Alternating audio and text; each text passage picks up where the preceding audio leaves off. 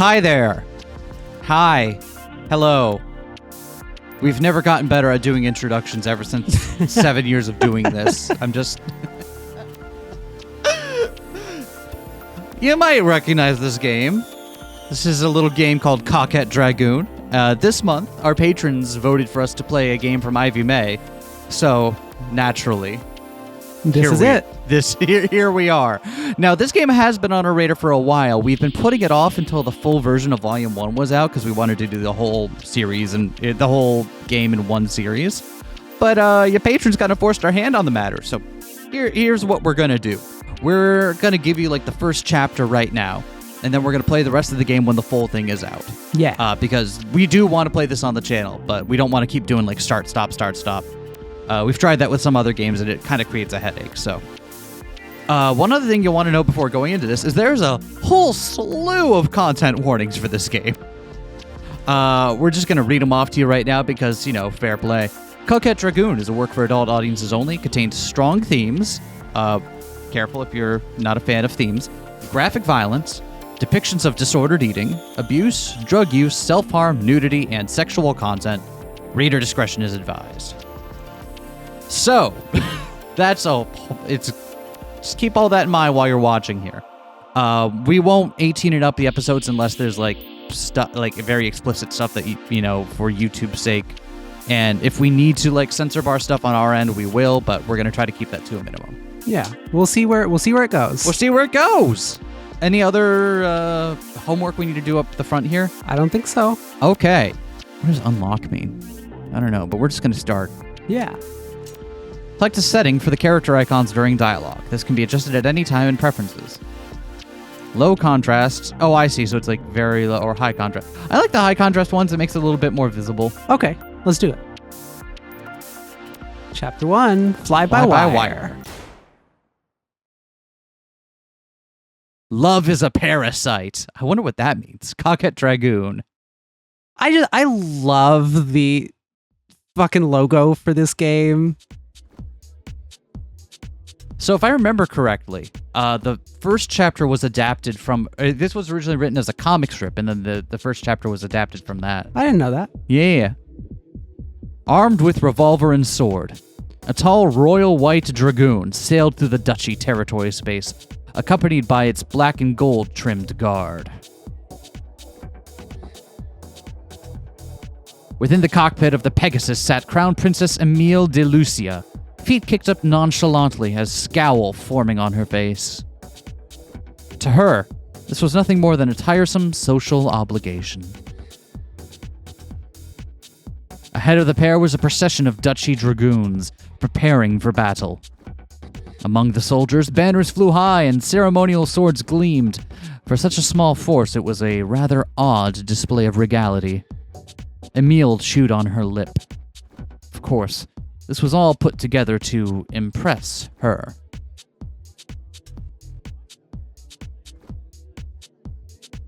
At the forefront of the group flew a bold, dog-like dragoon, brandishing a sword and shield. Emile descended to join the formation, taking her position by the leader. An image of an eager-looking equine appeared in her cockpit. Your Grace, it is an absolute pleasure to have you here with us. Oh, I see. And we get the little icons to help us figure out who's. The pilot of the dog-like promenade was Baron Mosaic Gray. Emile found every single thing about him unbearably disgusting. It is a pleasure to be here. I'm looking forward to being able to witness your bravery firsthand, Emile sung back to him with a smile. The black and gold dragoon trailing Emile matched speed beside her and opened their private channel. Your Grace, is it really a wise decision for you to get so close to the enemy? The pilot scolded her in a detached monotone. You're such a worrywart, honey. We'll keep our distance. After all, we're just here to observe Baron Gray's glorious victory. Of course, Your Grace. And don't call me any of those annoying titles in private. Makes me ill. Honey sighed. My apologies, Emile. Huh, Emile pouted. Thank you.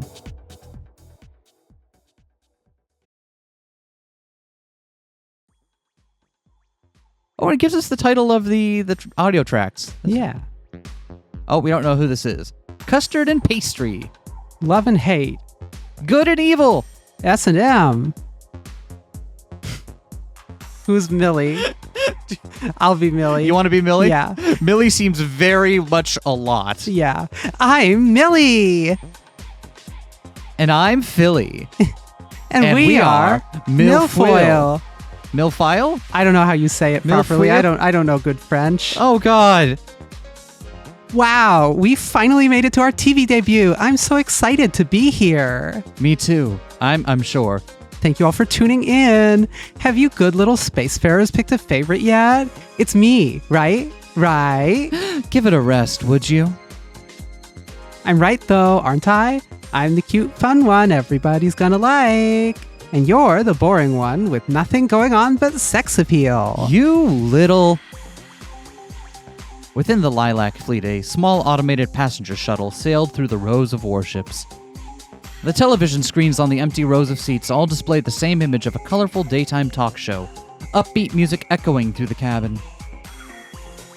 Arms outstretched and without gravity, the bunny-eared Gio twirled through the air in elation. Gio, would you sit down? Fuffy scolded her. Gio laughed. How can I sit... wait, no, hold on. That's very close to the one I gave you. Oh, how can I sit down? This whole shuttle is just for us. There we go. There we go. A direct flight all the way to the capital. How many people do you think they do that for, huh? Special treatment like this. Isn't this the kind of thing we've been waiting for? This is just the beginning. We'll have money. We'll have clean air. We'll have our own room and real food. I'll have to get used to living in gravity again. We'll have that too. My bones are all fucked up probably. I finally get to take a real shower. Always wanted to try a bathtub too. Puffy flitted in front of Gio's face. But aren't you scared? Oh, well, I mean, like I said, we'll work it out.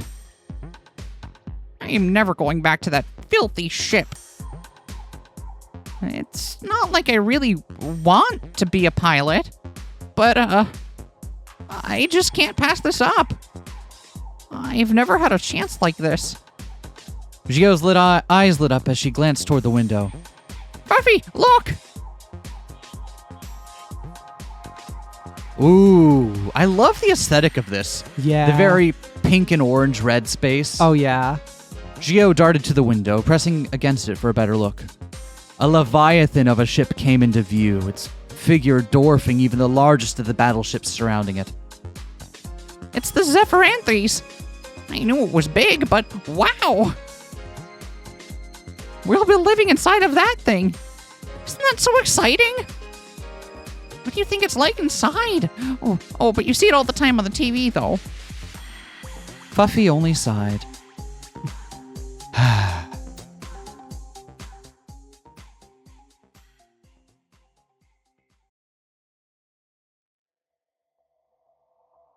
The Duchy Dragoons took position in the shadows of the asteroid field, rifles raised at the enemy fleet below. Emil had never seen the enemy fleet so close before. Their modern ships were all ugly, hastily assembled piles of scrap. Their liveries bizarre splashes of color as if to distract from their poor construction. Small shuttles darted between the ships, Emil's FCS lighting up with potential targets. Half the reason she came was to get a chance to assess the enemy with her own eyes, and they really didn't seem to be anything special. But looking into the distance where the rows of ships continued and continued, their number seemed truly endless. It wasn't hard to picture the bloodbath that would result from a full-scale invasion, and it was their oldest ship that presented the biggest problem. The Lilac capital Zephyranthes was more than a safe distance away, but the sight of it made Emil gnaw on her finger. The sole remaining ultra-dreadnought-class capital ship from the very beginning of the war. The slow beating of the fleet that had become a nation. It was a fully autonomous war machine, entire cities laying within its breast. Oh, that's the scale we're talking on here, huh? I always, whenever we get to space fiction, I always find it hard to like intuit what scale we're working at. Yeah. You know what I mean? It always bugs me when it's like a space thing and the scale is just like, oh, but this thing actually is like the scale of our town. And it's like, no. No. Give me weirder, give me grander, give me mega structures. We're and we're big getting fans of blames. Give me vast, incomprehensible concrete spaces. Give me Gundam colony drops. There you go. Towering over the surrounding ships at a scale of well over 1,000 to 1. It was a feat of engineering on a scale that could never be replicated in the modern era. Oh, I love this already. So There we're in the fallen era where we live Right? amongst majestic ancient machines that no one understands There are anymore. so many little bits of just world building dropped in here, like the little bit where and now the fleet is a nation unto itself. Yep. Do you notice that? Yeah. So it's just, I'm a sucker for this. this is like, I've only been ever on the fringes of this kind of genre, but I'm all about it. I'm excited. I'm here. I'm strapped in. If I'm a sucker for this, tell me what else I need to play and or watch and or read. Sound off in the comments. Please. What kind of weapon could she produce that would even put a dent in a warship the size of a continent? Warship the size of a continent. Dang. Even without the rest of this fleet, that monster could flatten the Duchy if the Lilac ever figured out how to move it. I like that because we're looking at like relativistic sizes now. Or like, it's not just that the back end of the ship would be in a different time zone. It's that the start of the ship starts moving a very appreciable amount of time before the back of the ship does. Thing has its own inertial frame of reference. Exactly. Gray smirked. You know, I was expecting to be able to just walk right in like this, but it's a little embarrassing for them that we can actually do it. I'm not so sure collecting a few trophies is really going to be a challenge worthy of your praise, Your Grace. I like this compromise in between the having a little name tag for the text box and then just not having anything and just having it be raw text. Because like coming off of reading some RO7 stuff, it is frustrating at some points not knowing who's speaking at times. So I kind of like this compromise where you get the little indicator, but it doesn't interrupt the flow of reading a novel, I guess. Yep. You're not getting cold feet, are you? Emile smiled. That was her voice, right? Something very, I think so. almost nauseatingly cute. Of course not. Gray raised his sword. All units, aim. Fire. Emile watched as the smaller Lilac vessels erupted into light. A poor shuttle caught in the fire, destroyed in an instant. Oh, whoops. Well, rip other character. Hope she wasn't on that one. Lilac Dragoon shot out of hangar bays and flight decks, the dull impression of the fleet changing in an instant. The Lilac Dragoons were as rudimentary as their ships, and painted even uglier colors. To Emile, they looked like children's toy figures. Like Gunpla, perhaps. So, have we figured out yet which side here is the Principality of Zeon? There's a rule that for every mecha, one side has to be the Principality of Zeon. Is this a Gundam joke? Yes. Okay, I don't know Gundams. Okay. You've watched more Gundam than I have. I find that so hard to believe. I know, watched War in the Pocket. I watched the gay one, Witch from Mercury, because it was gay. And then I watched Birdie Wing. Which counts. Which counts. Birdie Wing is absolutely a Gundam anime. Fight me. Flashes of light from the Lilac's wretched beam weapons reduced anything caught on their path to ash. These ugly ships and ugly toy figures. No matter how much Emile derided their appearance, their ability was the real thing.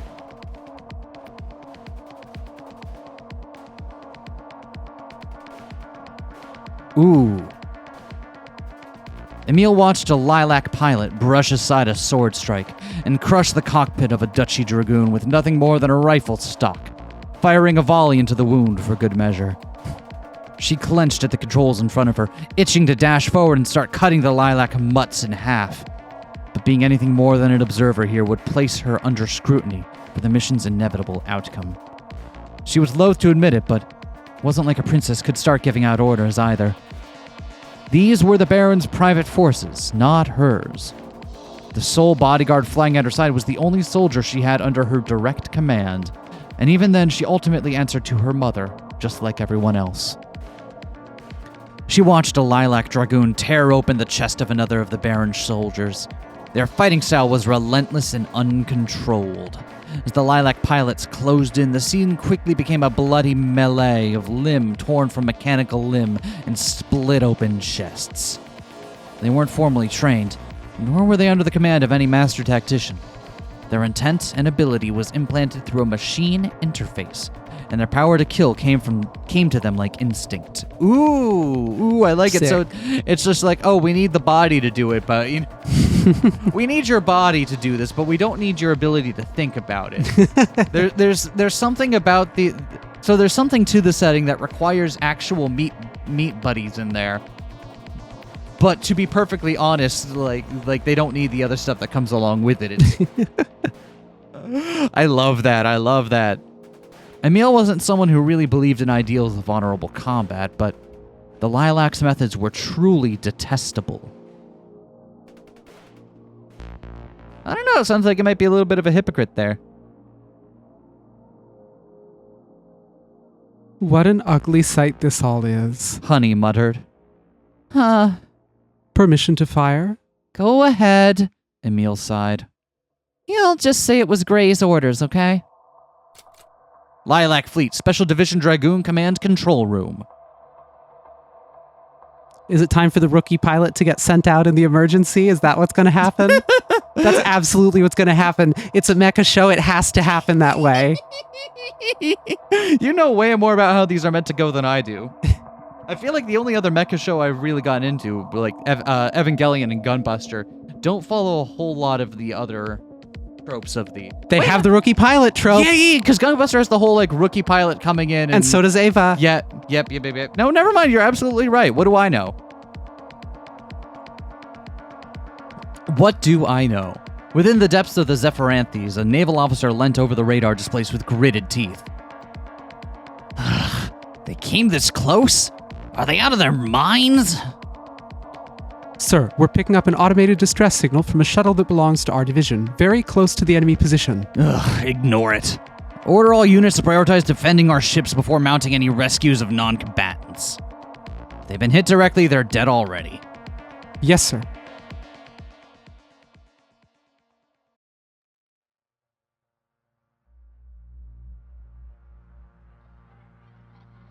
Oxygen loss detected.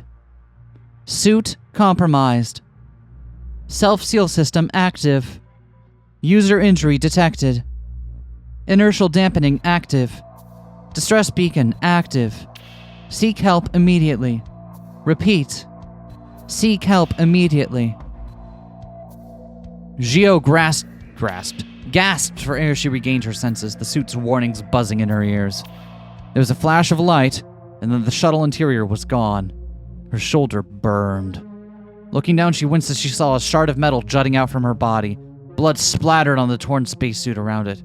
The automatic self-seal of the suit had stuck itself to the shrapnel, liquid plastic melting the suit against her wound. An automatic pressure system formed a tourniquet around the wound, crushing her shoulder. Gio breathed shakily, desperate to try and calm herself and find her bearings. Another flash of light engulfed her view, her body recoiling from the wave of heat felt through her suit. It was a ship's beam weapon. That meant the Duchy was here. She couldn't even see what was happening, but the war was being fought right in front of her. At any moment, a cannon could turn her body into mist. Gio laughed, before choking and starting to sob. This was bad. This was really, really bad. Of course it would end up like this. I get my hopes up and then I die. I don't want it to end like this. I haven't even gotten to eat a real meal yet. I want to try a pancake for the first time. I'm really gonna die thinking something stupid as that? There's worse thoughts to have when you get turned into a fine red paste. So, like, I just want to point out some of the things that have been implied about how she's been living up to this point. Not getting real showers or real baths, not eating real food, not getting gravity, and only getting to breathe shitty air. Yeah, it sounds like life on a random space fleet that doesn't have a planet or anything, and nobody knows how the technology works anymore. Yeah. Might not be great. Ah! Oh, I love that kind of inevitable, like...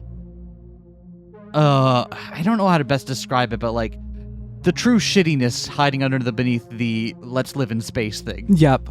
It's one of the reasons I really love, like, the Expanse stuff.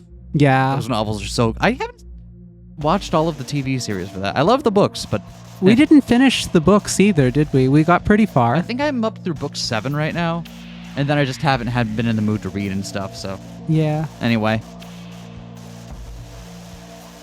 Shio, can you hear me? Shio flinched. Foofy!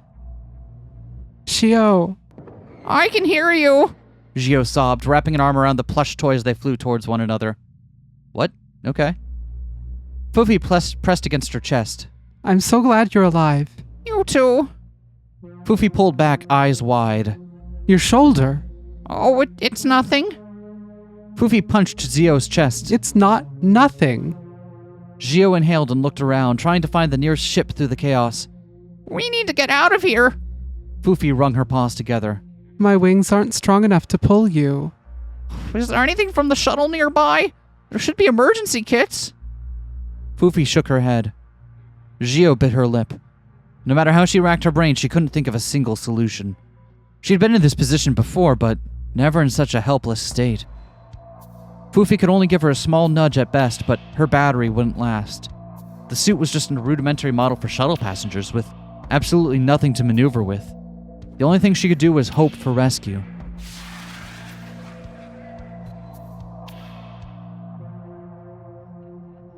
Oh my. Oh, tits! In the blink of an eye, a mechanical figure in vivid paint towered over Zio and Foofy. Hey, don't give me that look. A voice came through Zio's earpiece. I'm on your side. I'll put out my hand, okay? Grab on. Zio could only nod and do as the pilot said, reaching out to the Dragoon's hand.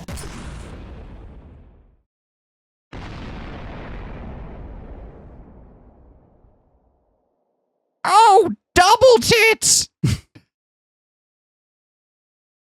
In the blink of an eye, it was gone. The voice that had called out to her was gone. Zio had yet to even see their face.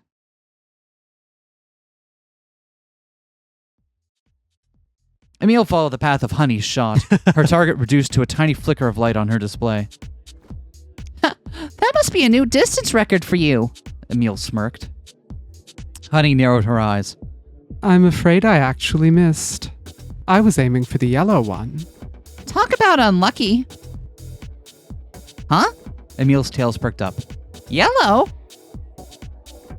Could that be her? Emile adjusted her display.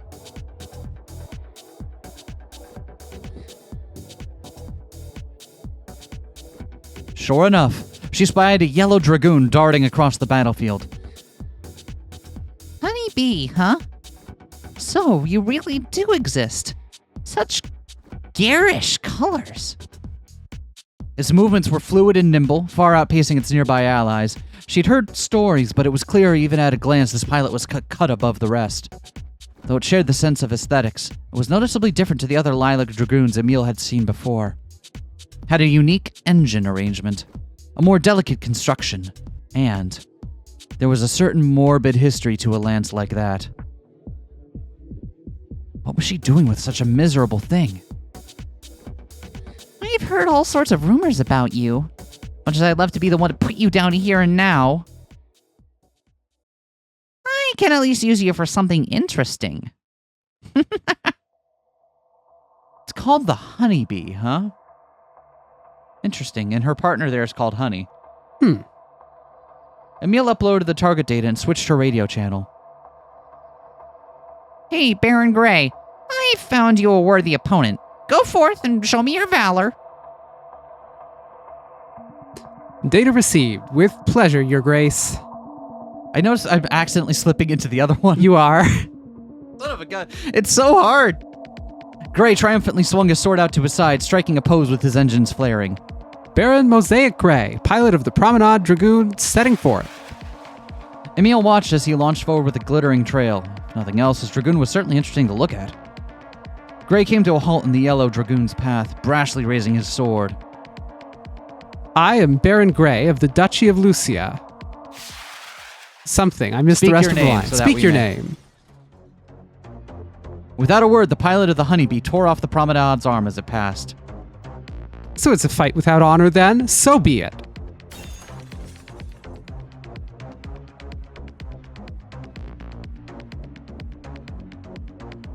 The Lilac pilot exhaled slowly, scanning over the enemy machine as it cowered behind its shield.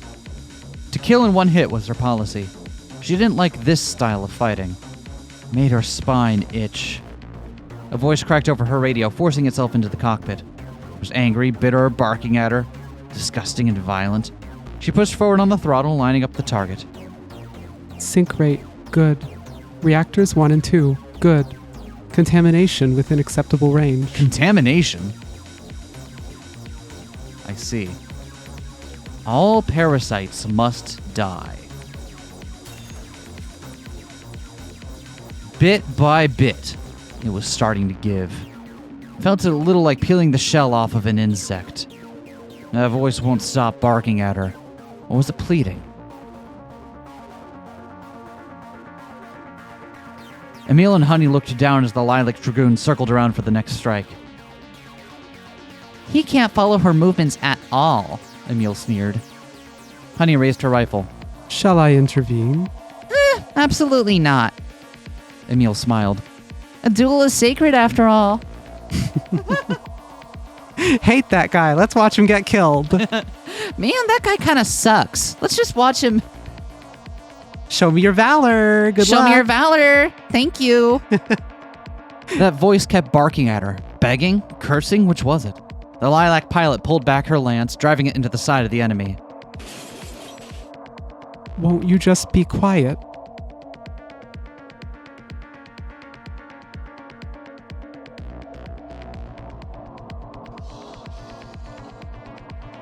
Well, shit.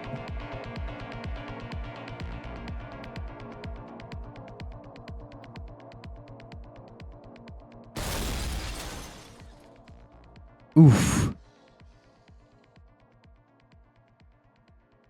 Placing bets now on if that's the only male character we're going to meet. Well, we met the other one. Chapter 1, Fly-by-Wire. Met the one that I was very briefly there. Anyway, go fight for me. Thank you.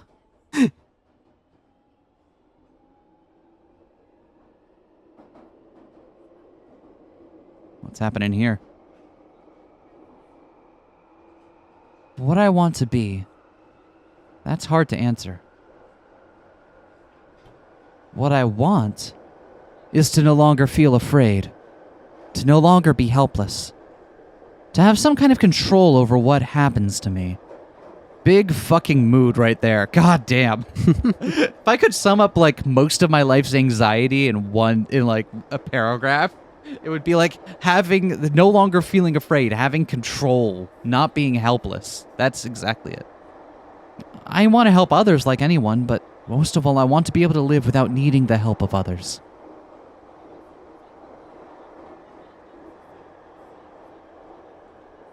Cast screen updated. Yay! Gio sat listlessly, staring up at the ceiling of the train carriage. Fufi lay silently in her lap. It all felt like a strange dream. She was questioned, bandaged, given a uniform, and sent on her way, and that was the end of it. Alien scenery blurred past her out the window. Even this whole train felt alien. Everything here was so flat and neatly divided. Surfaces were all smooth, with no grips or handles, and sharp edges existed without worry of anyone drifting into them. Gravity, friction. A train like this could ride a track at high speed without the fear of being unable to slow down. Everything had to clear up and down. Everything could stop and start on a whim. Oh. Fufi placed her paw on Gio's hand. Is there something wrong? What? Huh? Oh, no. Not really. So we don't even see any more of her wound, huh? I guess it got... what was patched up and sent on her way, right? Yeah. No. Gio had been clenching and unclenching her left hand this whole time. Was that the one that was that the arm that was... I think so. Just a habit, I guess. Does your shoulder hurt? Gio shook her head. It feels fine. Can you believe it? Even the medicine is amazing here. Fufi nodded. I'm glad you're feeling better. Yay! Gio stretched her body with a long sigh, sitting up straight up and pulling Fufi into her chest. I think it's really interesting that we didn't see her with any other baggage or luggage or anything. Mm-hmm. Not that it would have survived whatever happened to the shuttle, but the one thing she takes with her on a shuttle is her sentient plushie. Her sentient plushie, which, speaks a lot to what her priorities are. She's anxious, so she needs the hugging, the tactile, right? That thing is really important. Vivian stopped to look at the large blahai she's currently holding in her lap. But yeah, that speaks to it definitely speaks to someone that really relies on having that grounding kind of presence that the physical contact can have, even if it's just a sentient plushie that can fly around. Apparently. It just a sentient plushie that flies. I have no idea if it's sentient or if it's just weird AI slop. But we'll but yeah, it definitely seems like one of her priorities for someone who feels anxious and frightened a lot of the time. I'm sorry. I think I just need to sit still for a while. Preferably underneath a large, heavy blanket. And then just not move. For several days. Gio stroked the back of Fufi's head. I'm glad we made it here, though. She wasn't sure if she sounded convincing. Garçon Feline is the name of that ad on the thing there. But she needed to hear it herself, too. That wasn't her first scary experience in space, and making it here alive, that had to count for something, right?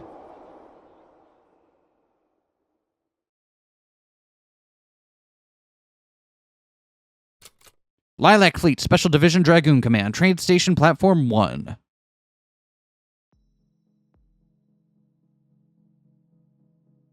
Gio stepped out onto the platform. An automated message echoed around her with a reminder that this station was strictly for military personnel. Even though she was a soldier now with a uniform and everything, it was hard to take in the idea that she belonged anywhere aboard this ship. With her military standard miniskirt. Of course. She couldn't shake the feeling that it was all some big scam. That her test results were faked by some third party and she was being strung along dreaming she was really going to be a pilot. It didn't make any sense, but the reality of it didn't make any either. Still, so far it was the real thing. As she climbed a flight of stairs, she couldn't help but wonder, should she really feel relieved if it was all true? You've seen what happens to soldiers, even pilots. Lilac Fleet, Special Division Dragoon Command, Foyer.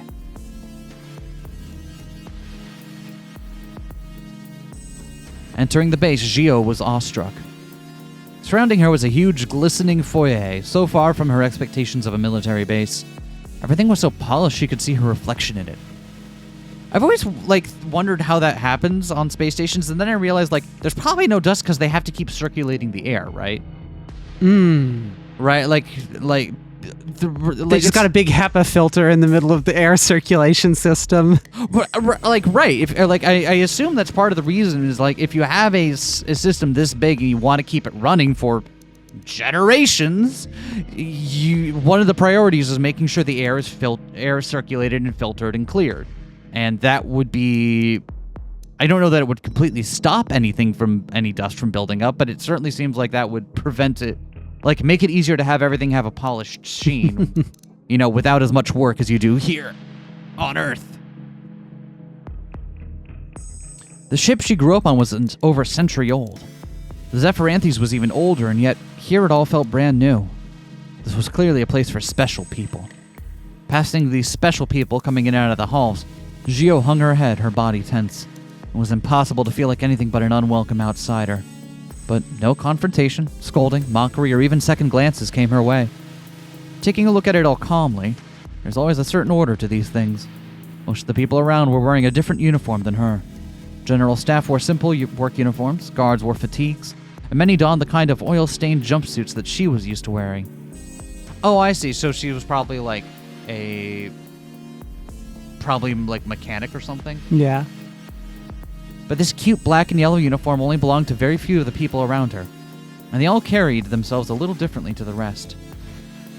It's even cute, see? There's nothing scary about what. It's all cute and pink-colored and rosy, and what's there to be afraid of? This was a place for special people, but not everyone here was special. I'm meant to be one of them? The young woman at the counter wore a sharp dress uniform, her eerie grin identical to the smiling faces on recruitment posters. Gio was taken aback by receiving a salute as she approached. With quiet mumbles, Gio passed over the crumpled arrival forms she had kept tucked inside her spacesuit. Oh, good, you kept on to those. Yeah, glad those survived getting shot down. Yeah. Gio waited for a strange glance at her paperwork. A nod to the guards standing by the wall. She would be taken away as a fraud, and that would be the end of it. Instead, the forms were stamped and stored into plastic trays with a cheerful, "Welcome aboard." Gio stood before the turnstiles to enter, signs on the wall warning of prosecution for unlawful entry. She nervously swiped her ID card through the gate's card reader, and to her surprise, they actually opened. A lot of actual kind of, what's the imposter syndrome going on here? Like, do I deserve these things? Like, are you sure that this is like, not just the are you sure I'm actually competent enough to do this, but do I deserve to, be treated like this? Do I deserve to have access to such a nice space and stuff? There's a whole melange of things going on here, and I'm here for it.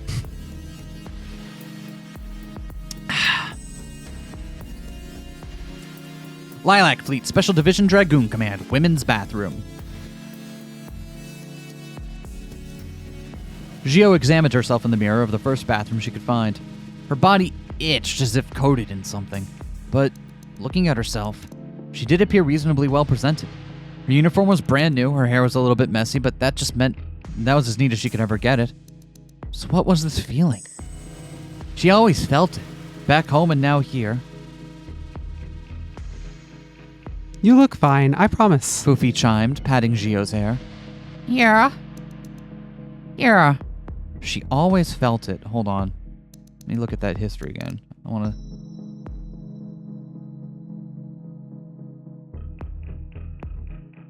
Her body itched as if coated in something.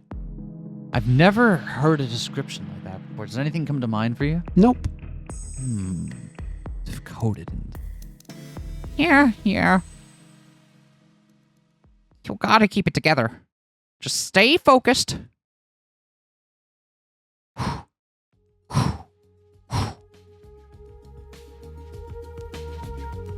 I made it here alive, right? So why can't I calm down? It's almost like I was just shot out of the space and almost left to die. It's almost like I had a traumatic experience and now it's after that. And I'm experiencing stress from it. In a disordered way. In a disordered way, even. Everything I wanted is right in front of me, right? Gio took a deep breath, focusing on the directions written on the walls. She had to get everything right today. That's how it was everywhere else. If you can't learn it all on your first day, you don't have a chance of being allowed to come back tomorrow. Why would this be an exception? As she found her way through the twisting halls, Gio noticed at some point the fur on her tail had stopped bristling. What exactly were her expectations for this place? Okay, good. We've confirmed they're not just Neko Mimis, they've got tails as well. Yeah, These are the important things we need to nail down in this important setting. details. We're not doing Neko Mimi, we're doing full furry. Okay. She knew the pilots were special. But how were they treated internally? How did they treat each other? Her darkest image was like a hall full of knives, ready to cut her apart with a single misstep. Officers had every right to beat and humiliate their inferiors. Was that really how things looked here? There were signs this really was a military base. Areas were divided by gates and checkpoints. Guards stood watch with rifles slung over their shoulders, but the atmosphere here couldn't really be seen as hostile. If anything, this was far more relaxed than at home. Raising her head, Gio cautiously observed those wearing the same uniform as her. Just like how she was allowed to keep her pigtails and ribbons, she saw all kinds of personal touches among the pilots' appearances. So with the pilots... So it's not just that they're special and like they're particularly skilled. They're special and they get to show off. Because... It's definitely you get to have the personal touches on your uniform is definitely sure, you get the extra chocolate rations and the foreign wines if you sign up for service on the nuclear sub. Yeah, it's definitely that. You think it's like, your life is in so much danger by doing this, that, yeah, sure, if you want to keep pigtails on and that keeps you happy. Half of you will be dead after your first sortie, so if letting you have a cute hair ribbon gets you out on that flight to block some shots that don't hit the colony, great. Go for it. So it's not a matter of respect. It's a matter of like. That's my guess. Yeah. She saw the irony in her being the only one thinking it, but it struck her just how young they all looked, even compared to the general age of a soldier. I wonder why that could be. Oh my! I wonder what the average life expectancy is. Joining the 20-minuters. They're like the fucking roosters of the... The what? Like the machine gunners. Who don't... you know the song Rooster by Alice Jane? Like, that's what it's about. The machine gunners in Vietnam who weren't expected to actually kill anyone, but were expected to draw, enemy fire away. I didn't know that. And had a very short life expectancy because of it. See, I was thinking about World War I pilots, where it's like, this is the cool, glamorous thing, and also, you're not going to survive it. You will last an average of 20 minutes. Yep. Oof. While the mechanics and clerical workers trended older, some even pushing their 50s or 60s, she didn't see a single pilot that looked over 30. Yep. They're almost all fresh out of high school, and they all seem to be acting the part. A rowdy group in yellow shirts ran past her, cheering and throwing around a ball. When one of the rifle-toting guards scolded them for running in the halls, they just laughed and continued on. Yep, yeah. Finally arriving at her commander's office, the figure waiting outside was far from Gio's expectations as the base itself.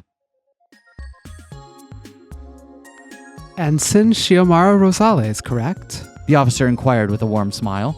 I'm Lieutenant Susie Fox, your commanding officer. Not a fox. Not a fox. She was a friendly-faced young woman. She didn't even seem that much older than Gio. Gio gave an awkward salute. At your service, ma'am. The officer giggled. Don't worry about those kinds of formalities for now. You can call me Susie. Oh, okay. Gio mumbled. You can just call me Gio, if that's all right. Of course. That's a lovely name. We aren't a part of the regular Navy, so we have our own regulations. Susie smiled. You don't seem like the troublemaking type, so just take it easy and focus on learning as you go, all right? Yes, ma'am. The most important part of military service is to have fun and be yourself. Sorry, could I get a bullet point list of instructions that I don't ever have to deviate from? No. You can at least get some bullets.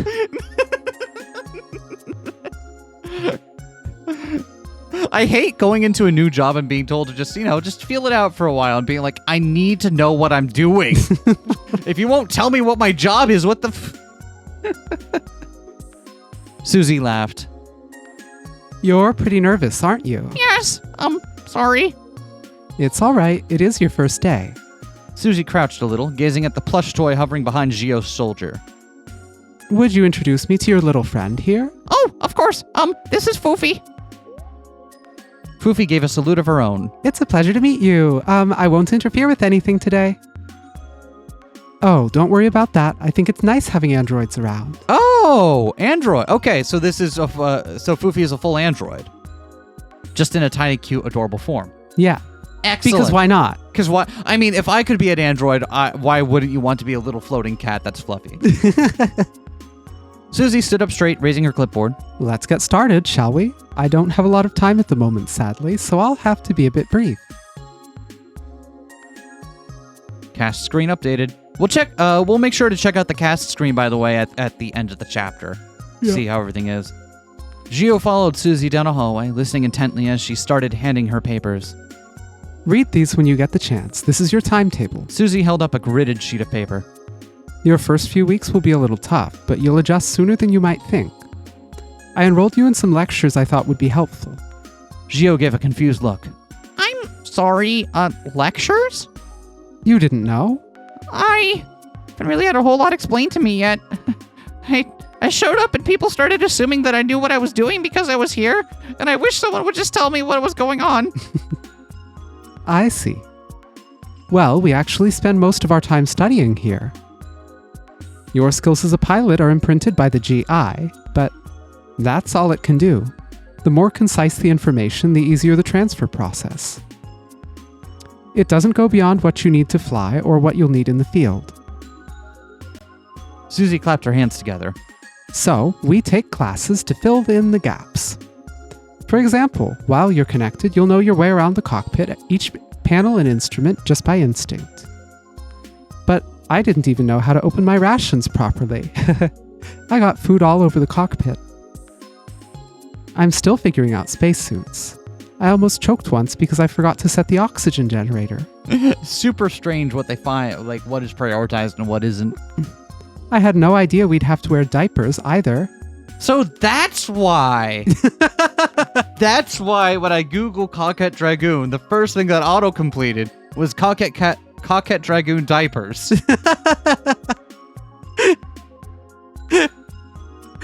I didn't want to bring it up. But like, and it makes perfect sense, right? Like that's what you do when you're on those missions for a very long time. Like that's perfectly reasonable. It's just without any of that context, I was very confused. So stoked to play the Space P game. Gio pushed her fingers together. I think they're kind of cute.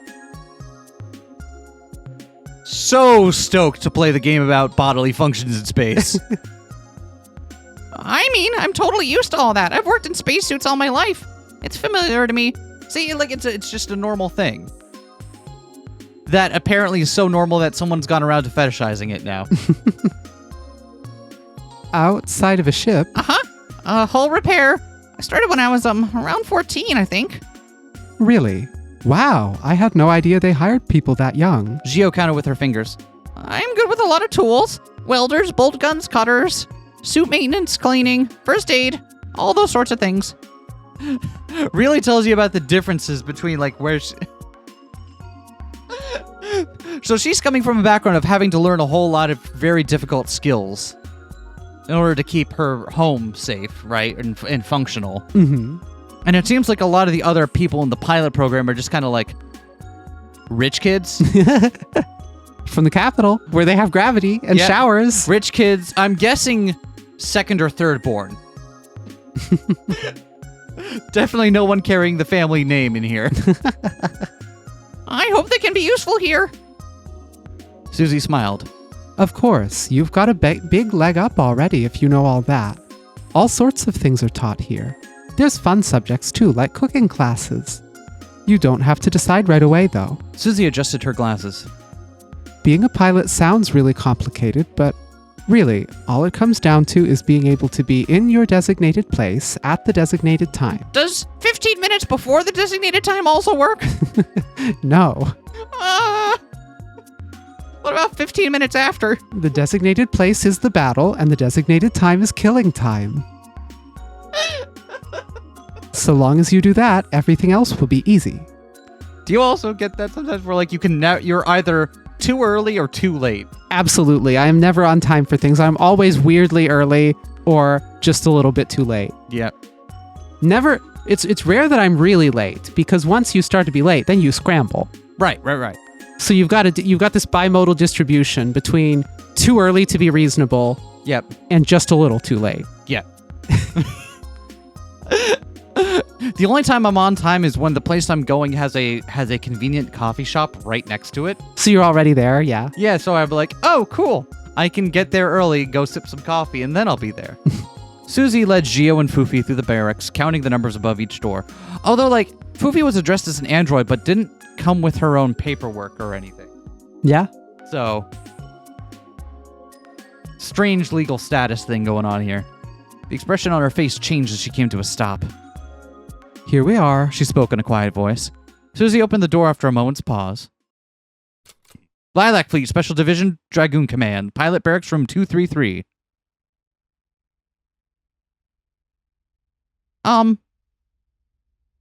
Inside was a murky, uninviting room, light from the door creeping over the cardboard boxes piled up on every surface. This appears to be a closet. Susie reached for the light switch before hesitating. These are your quarters. You'll notice all the boxes. There's a little bit of an awkward situation. The previous occupant is, no longer with us. Susie fidgeted with her clipboard. Sorry, I shouldn't mince words. She left no will nor had any next of kin. So, by the time we packed up all her things, we realized there was nowhere to send any of it. Most of her paperwork was left unsigned. Technically, there's no formal record she even was this room's occupant. There's no real protocol for this situation. I was told to tell you it was up to you what to do with all of it. I'm not allowed to touch any of it. Great! So happy to be someone else's disposal. So psyched! Well, this is also good because all of my stuff was jettisoned when my shuttle blew up. I no longer have any worldly possessions. Gio stuttered. No, that's fine. Aside from the boxes, well, it was still the biggest room she'd ever had to herself. And to be honest, with her rotten luck, she half expected something like this anyway.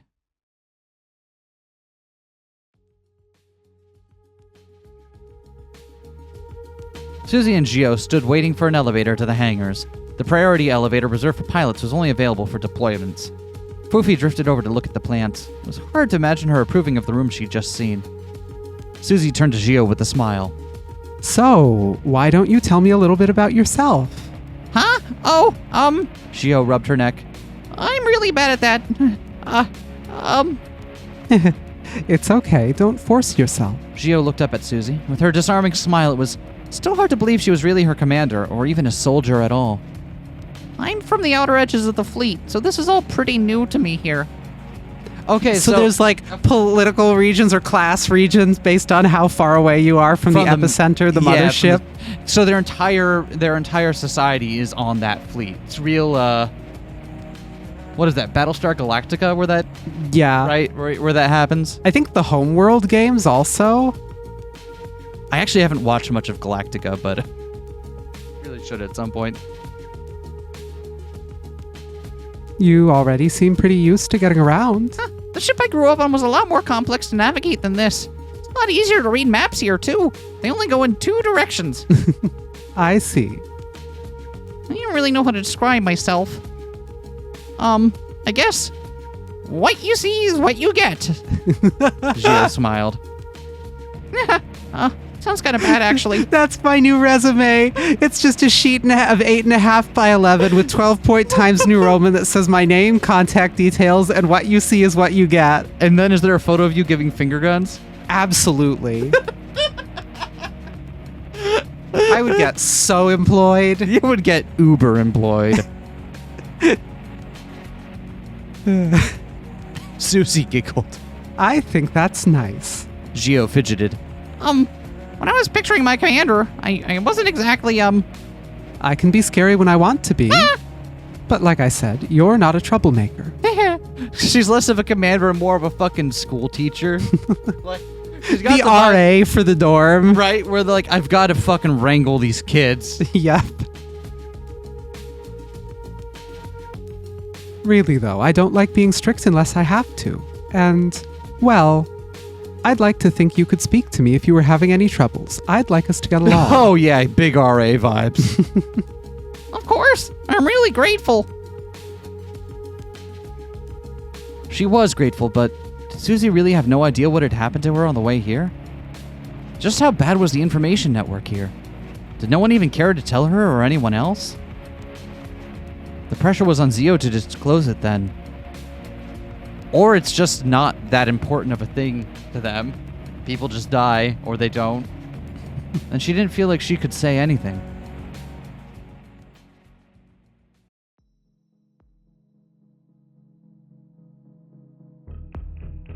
Glancing at herself in the elevator mirror, Gio couldn't help but linger on the questions Susie gave her. Just who was she? What you see is what you get. In a way, isn't that true? Probably the most defining thing about me is that I wear ribbons in my hair. I even kept them inside my spacesuit for safekeeping. Spacekeeping. But what else really is there? I don't think I'm very funny. I don't have much of an education. I'm good with tools, but not because I wanted to be. When I have spare time, all I want to do is sleep. I overthink everything, but every word out of my mouth sounds childish. I'm always anxious, getting too excited to say something. Well, I don't really have anything interesting to talk about either. Every time I arrive somewhere new, I try to figure out what people want from me, or I try and diminish my presence as much as possible. If I just obey orders without a question and do my work quietly, no one bothers me. I'm feeling attacked right now. I'm feeling like this game is coming for me with both paws up immediately. That's always been the easiest way.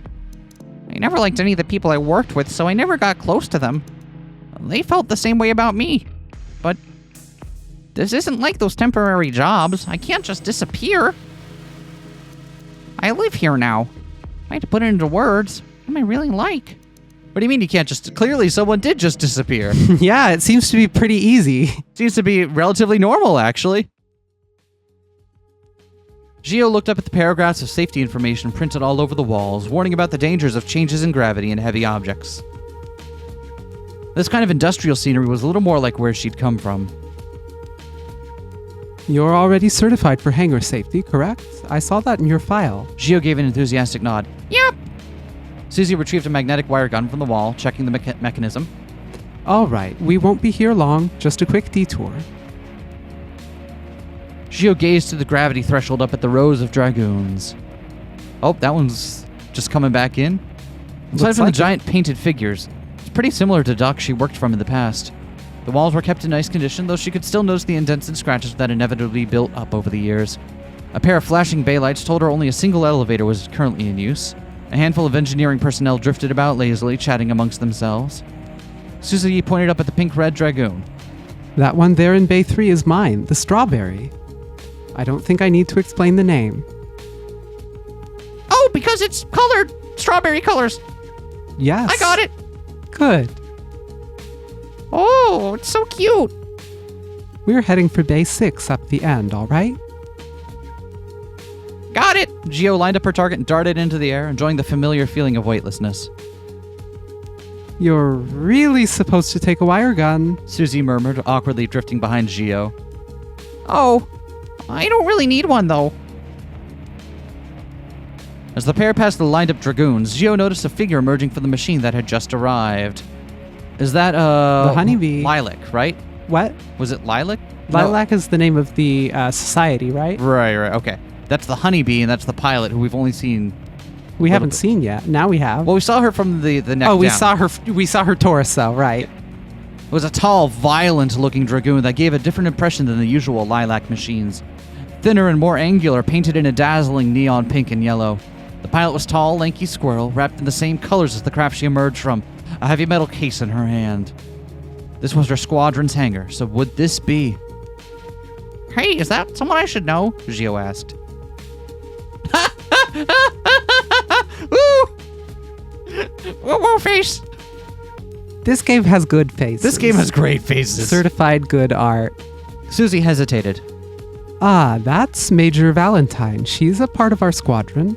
You don't need to. Gio gave an enthusiastic wave. Hi, hello. I'm Ensign Xiomara Rosales. You're pretty cute. Just floating on her. Whee! Without a word, the Major flew past her. Gio landed on a pillar with a practiced somersault. Susie awkwardly fumbled her magnetic wire gun to get a foothold. Susie sighed. Don't worry about her. Wait, why would you make skirts in a setting where everyone could be pointing in any direction and has to flip over all the time? Why would you make skirts the default bottom? Exactly, because it's a setting where anyone can be pointed in any direction at any given time. I'm just now realizing this. Why would you do it that way? God. Don't worry about her. The Major isn't exactly very talkative. Oh, okay. Gio looked down at the hangar entrance, where she could see Valentine speaking to a pair of black-uniformed senior officers. Even from a distance, their presence was unnerving. I love that her spacesuit has a tail outlet. Yeah, of course. Where else is the tail gonna go? Gio looked up at Susie, grabbing onto the railing beside her. Was she out there alone? Yes. Her situation is a little difficult to describe. She's one of us, but she has her own assignments at times. Oh, so she's the cool one. We aren't allowed to ask. Got it. Oh, okay. Gio couldn't quite work out the relationship she had to their squadron. Wait, doesn't Major rank higher than Lieutenant? Susie tapped Gio's shoulder, pointing to the hangar bay. I brought you here for this. She won't be combat ready for a few more weeks, but she's all yours. Feel free to take a closer look. Oh! Is it the same mecha that she watched get shot? Dragoon. Hi, Dragoon. I think the other one had Yeah, it doesn't look the the same. other arm shot off. Gio looked up in awe. It was unfinished like Susie said. The empty shoulder socket covered in tarp, heavy cables running into its body. But yeah, that would have been like a good little thing if it had been. It would have been a fun little narrative thing if the Dragoon that Honey shot that was the same one that was trying to rescue They Shio ended up reclaimed it. being the one that was reclaimed and she was piloting now. Even so, its figure was so imposing and so powerful. She'd seen plenty of Dragoons, but she never felt like this looking up at one. It was scary, but at the same time, it felt comforting. I would not like Zero G because I like to wear very long skirts, and those would get very tangly very fast. Yeah. Those are definitely gravity attire. Gravity apparel. Running her eyes over its rabbit-like features and the gentle curves of its body, Gio couldn't help but smile. She didn't have any say in how it would look aside from the paint, so how did it end up looking like this? Weapon probably shouldn't be cute, but it really did suit her perfectly. She came all the way to meet this machine. A machine that could protect her. A machine that she could become the heart of. She wished that somehow it would come to life and wrap its hand around her.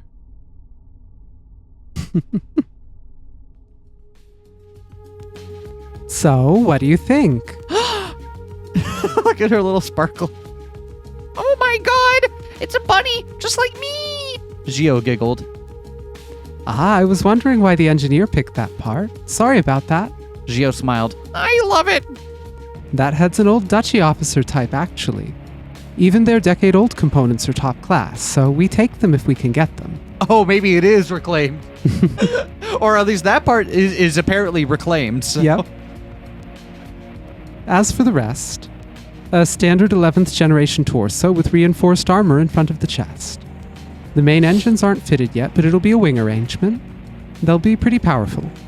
If I had to give an overview of the performance we're trying to target, it will be a little on the heavy side, and with a lot of thrust. The inertia of that is going to be pretty tough, but you'll be able to handle it with your score. It'll be a fast mid-range fighter.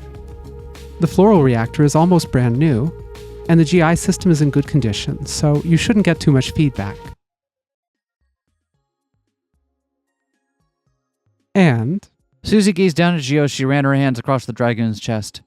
you aren't really listening, are you? Susie gave a light laugh to herself. Whatever. It's a lot to take in on your first day. I'm sorry, but right now I'm feeling nothing short of the greatest euphoria I've ever felt in my life. Just let me have this, please. Alrighty, Susie smiled. that's all we have time for today. All you need to do is go to the lockers and make sure your suit fits all right. After that, you're relieved for the rest of the day. There's some recreational facilities and such you're free to make use of, too. You won't be on duty for a little while still, so don't worry. Yeah, I'm bouncing because I'm happy, like a bunny. Gio gave an affirmative nod. Okie dokie.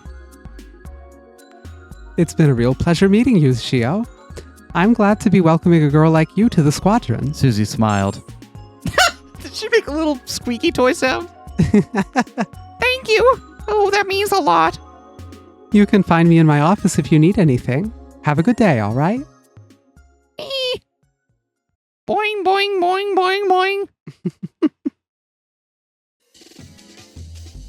Oh, yeah. Cool opening sequence. Save game point. Yes, absolutely.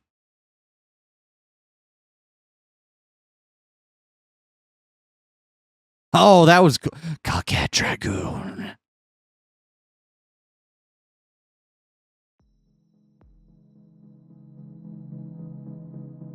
Oh, hello.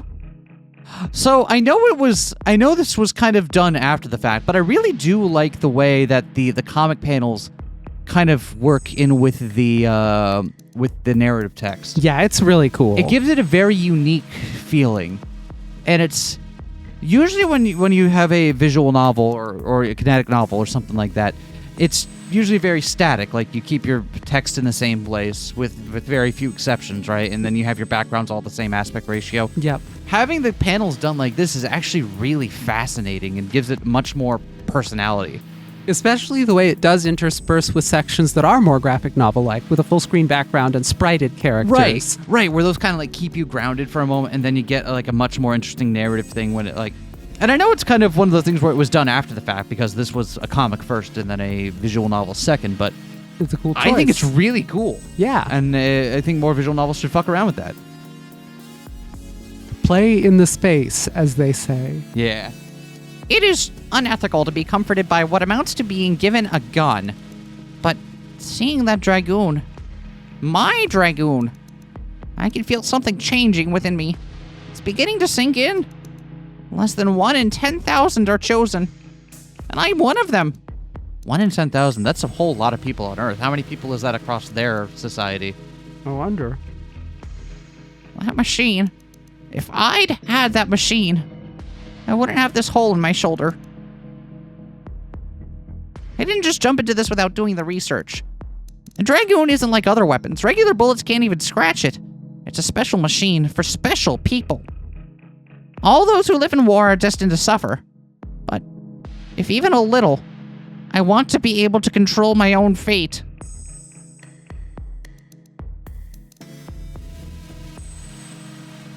So we get a little bit.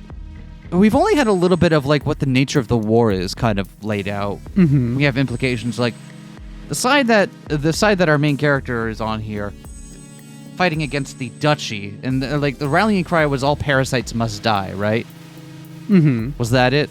They see the Duchy as parasites, which is fascinating. And the Duchy appears to be a society with like a feudal nobility. Yep. We don't know very much about the structure of society here. No. In the Lilac Fleet, that's what this one is, right? Yeah. So we're keeping our ears open and our eyes open, but trying to put stuff together around the edges as we can. Fluffy glided down beside Gio. You seem happy. Oh, I guess I am.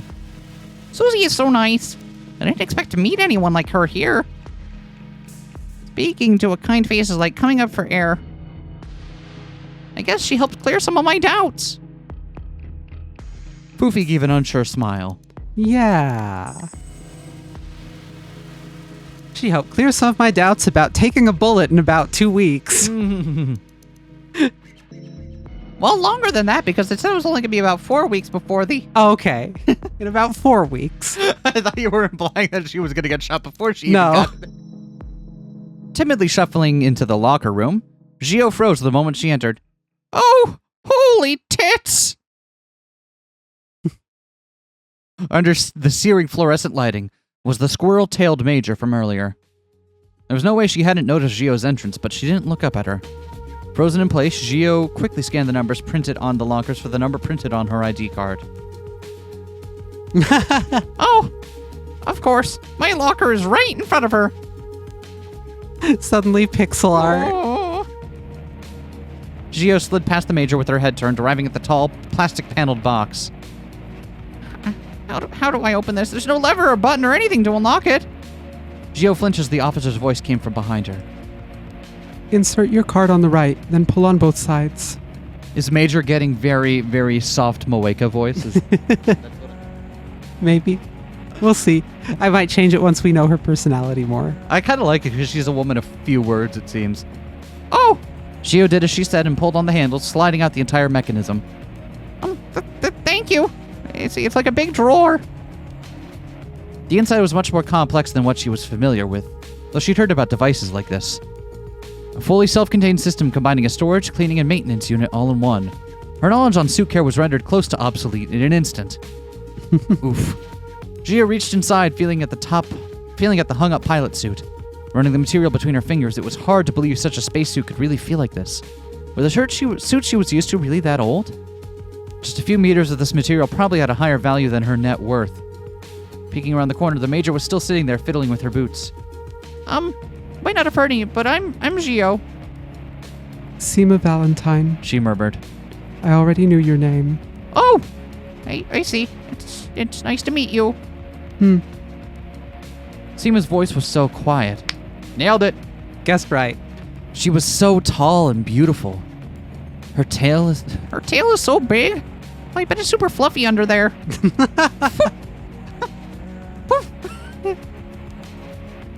Gio didn't mean to be staring, but Is she stuck?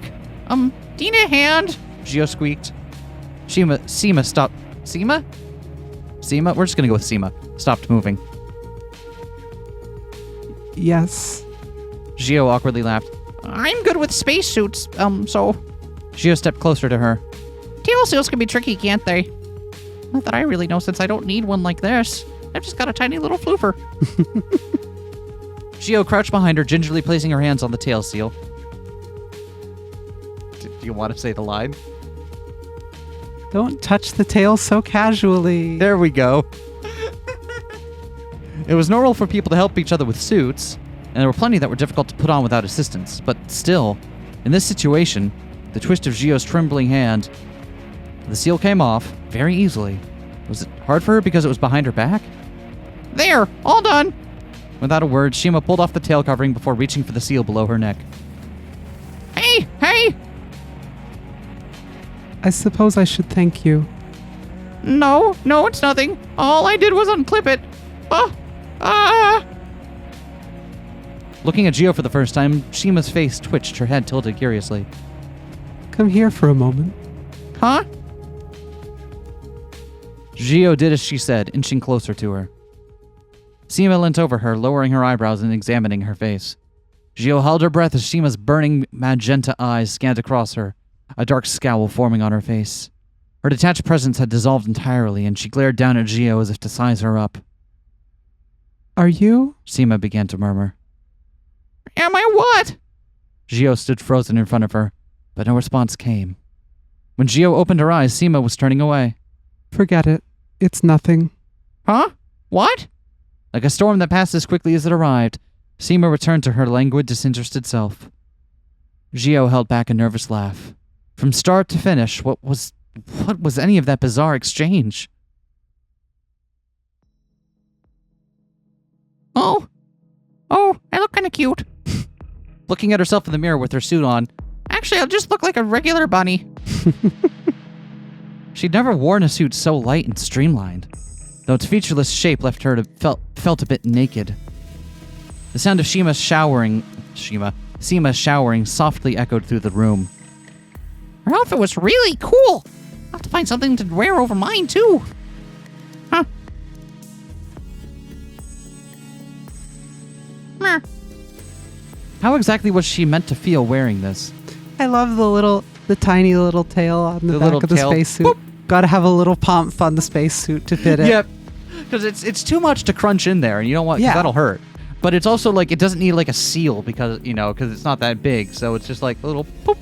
It was incredibly comfortable. She turned her body and raised her arms up and down with ease. She'd never worn a spacesuit so flexible. It felt really nice. Gio really did like to wear spacesuits. That's why the uniform is all skirts, even though they're in space. They all have tails. If Oh, the shit, yeah, uniform you're was right. pants, they'd have to put holes in all the pants, and it'd be a huge pain getting in and out of them. So it's skirts. They're the only good option. Yeah, but when you have skirts in a furry setting, don't the tails usually go over the top of them rather than out underneath? I don't know. We haven't seen a back sprite for anybody yet, so it's all up for debate still. All right. The snug feeling all over her body always gave her a sense of security. But was that sense of comfort really what she should be thinking about? Gio ran her fingers across her shoulder. The reason it was so light was because you wore it surrounded by armor, because a pilot needed that flexibility to react in combat. This was a soldier's uniform. Wearing something like this, does it change you? Wearing this? It's another point of no return, isn't it? Bloody images flickered through her mind. Was she going to die wearing this? Gio pressed her hands on her cheeks. Just keep calm. Gio heard Seema step out of the shower. She stood motionless as she listened to her get dressed and could only breathe once she left. That exchange with her. What was that look about?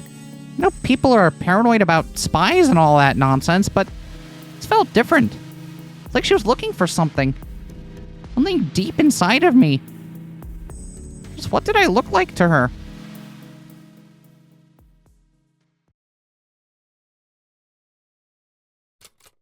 Lilac Fleet, Special Division, Dragoon Command, Cafeteria. Oh yeah, pixelated images of Gio's lunch, spaghetti and meatballs. Fuck yeah!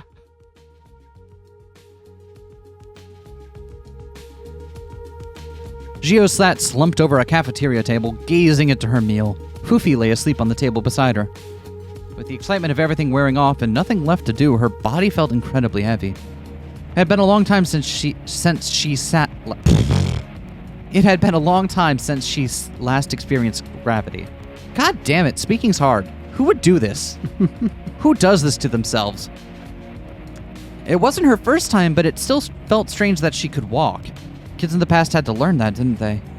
She'd heard once that the original members of humanity couldn't grow properly without gravity. Their bodies would be warped, most likely to the point of extremely early death if they could even survive birth. Even for an adult, without gravity, their hearts would be slowly destroyed, their bones and muscles eaten away. Though her body was perfectly accustomed to a life without force of gravity, it's hard to shake that feeling that her life up until now was spent in an unnatural condition. Everything felt natural here. Everything felt so still. Even with people bustling around her, most of the tables were occupied by other pilots, chatting away happily and laughing with each other. So wait, so is the gravity like locally generated then? Because the hangar is still on the ship and there's no gravity in the hangar, but there is gravity here in the cafeteria. Seems like it. And that gravity seems separate from the center of mass of gravity of a continent-sized ship. Seems like it. Cool. I'm just trying to understand everything, get my stuff together. Yeah, they just pour the gravity in this room and they don't pour the gravity out in the other room. Makes sense. I'm behind this. It was a little hard to believe they were really fighting a war. Gio prodded at her food with her fork. Despite how eager she was before she came, she couldn't really find the will to start eating. And she didn't fully know how either. Eating utensils were a sight unseen in Zero-G. The food Gio was used to was designed to minimize time spent between its packaging and your mouth. How exactly was a fork held? Was it like a pen grip? It didn't come as naturally as knowing how to walk did. She knew pasta was eaten with a spoon too, but she couldn't really see how. Meant to drink the sauce with it? She's seen plenty of people eat with cutlery on television, but she never really paid attention to the exact movements. It's not like she ever believed she'd get the chance in reality either. Gio jumped as a tray landed on the table beside her. Ah! Ah! Who are you? I don't know who you are, but your tail is wagging. Hey-ya!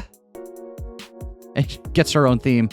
A wide-eyed girl stood above Gio, baring her fangs between a pair of painted lips. Her grinning face was half covered by her dyed hair. The buttons of her shirt were undone in a way Gio knew had to be against even a pilot's lax dress code. Of all the people here that failed to meet the image of a soldier, this was the lowest score by far.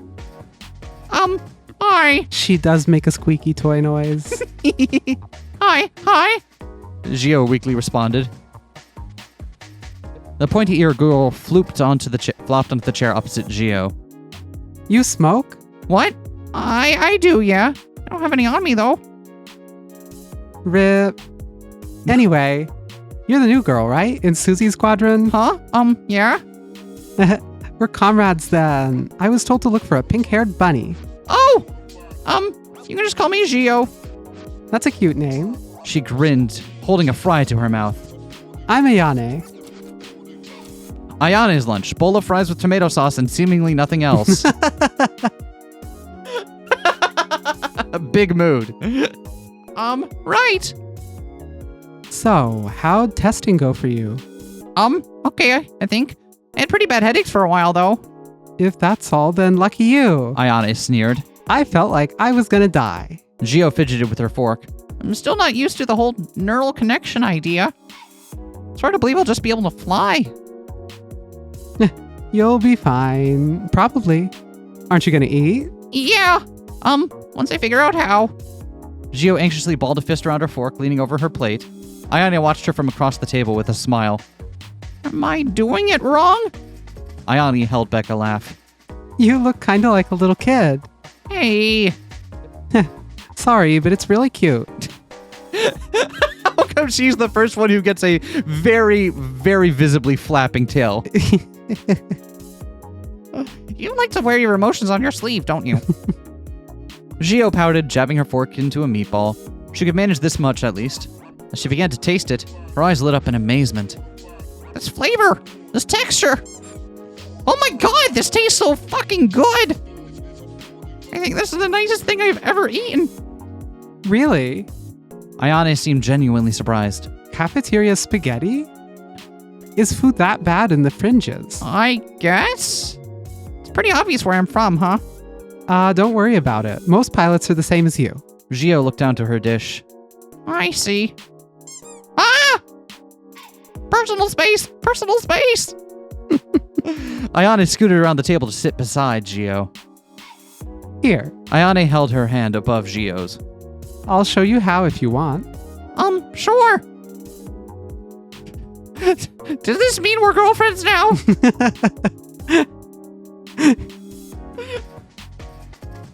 Like playing with a doll, Ayane pulled Gio's fingers around the fork, resting her thumb on top and index finger underneath. It seems easy to people like me, but I guess it'd be like trying to hold a pen properly if you've never touched one in your life, right? Yeah. Oh, I see. I'm not really good with pens either, honestly. When you eat long pasta, turn the fork like this so it wraps around. Ayane demonstrated, rotating Gio's hand. If it trails off, you'll flick sauce onto your top. And you'll get it all over your face. Well, not that I really care myself. I'm always being told I eat like a pig. Gio did her best to follow her lead, though her hand wasn't used to it. It did make sense, at least. This is harder than it looks. Gio laughed. Can I get this in like a squeeze bottle? In a does lunch come in paste form? Don't feel embarrassed when I'm the one eating this garbage. Ayane plucked one of her fries from the bowl in front of her. I probably got salt on your hand. Sorry. Huh? No, don't worry about it. Ayane slid the bowl towards Gio. Feel free to have some if you like. Gio smiled. Sure. Finger food is more my comfort zone anyway. Gio chewed happily on the salty potato. These are really good. Right? You can't get anything deep fried for real on those smaller ships. Ayane pointed towards Fufi, still dozing in front of Gio. Also, the critter, is it asleep? Huh? I think so. Fufi opened an eye. Don't talk with your mouth full. Ayane grinned. So it lives!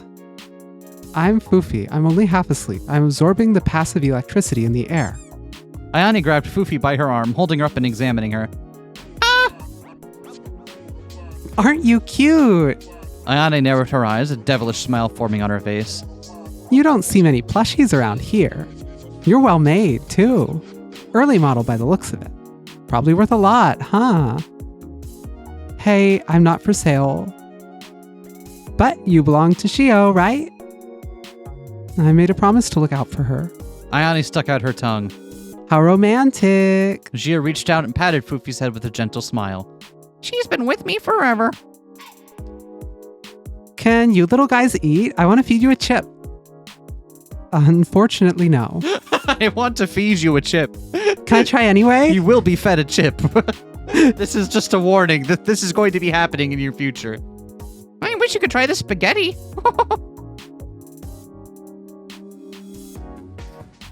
Gio carefully returned her empty tray, and Ayane simply tossed hers at the pile.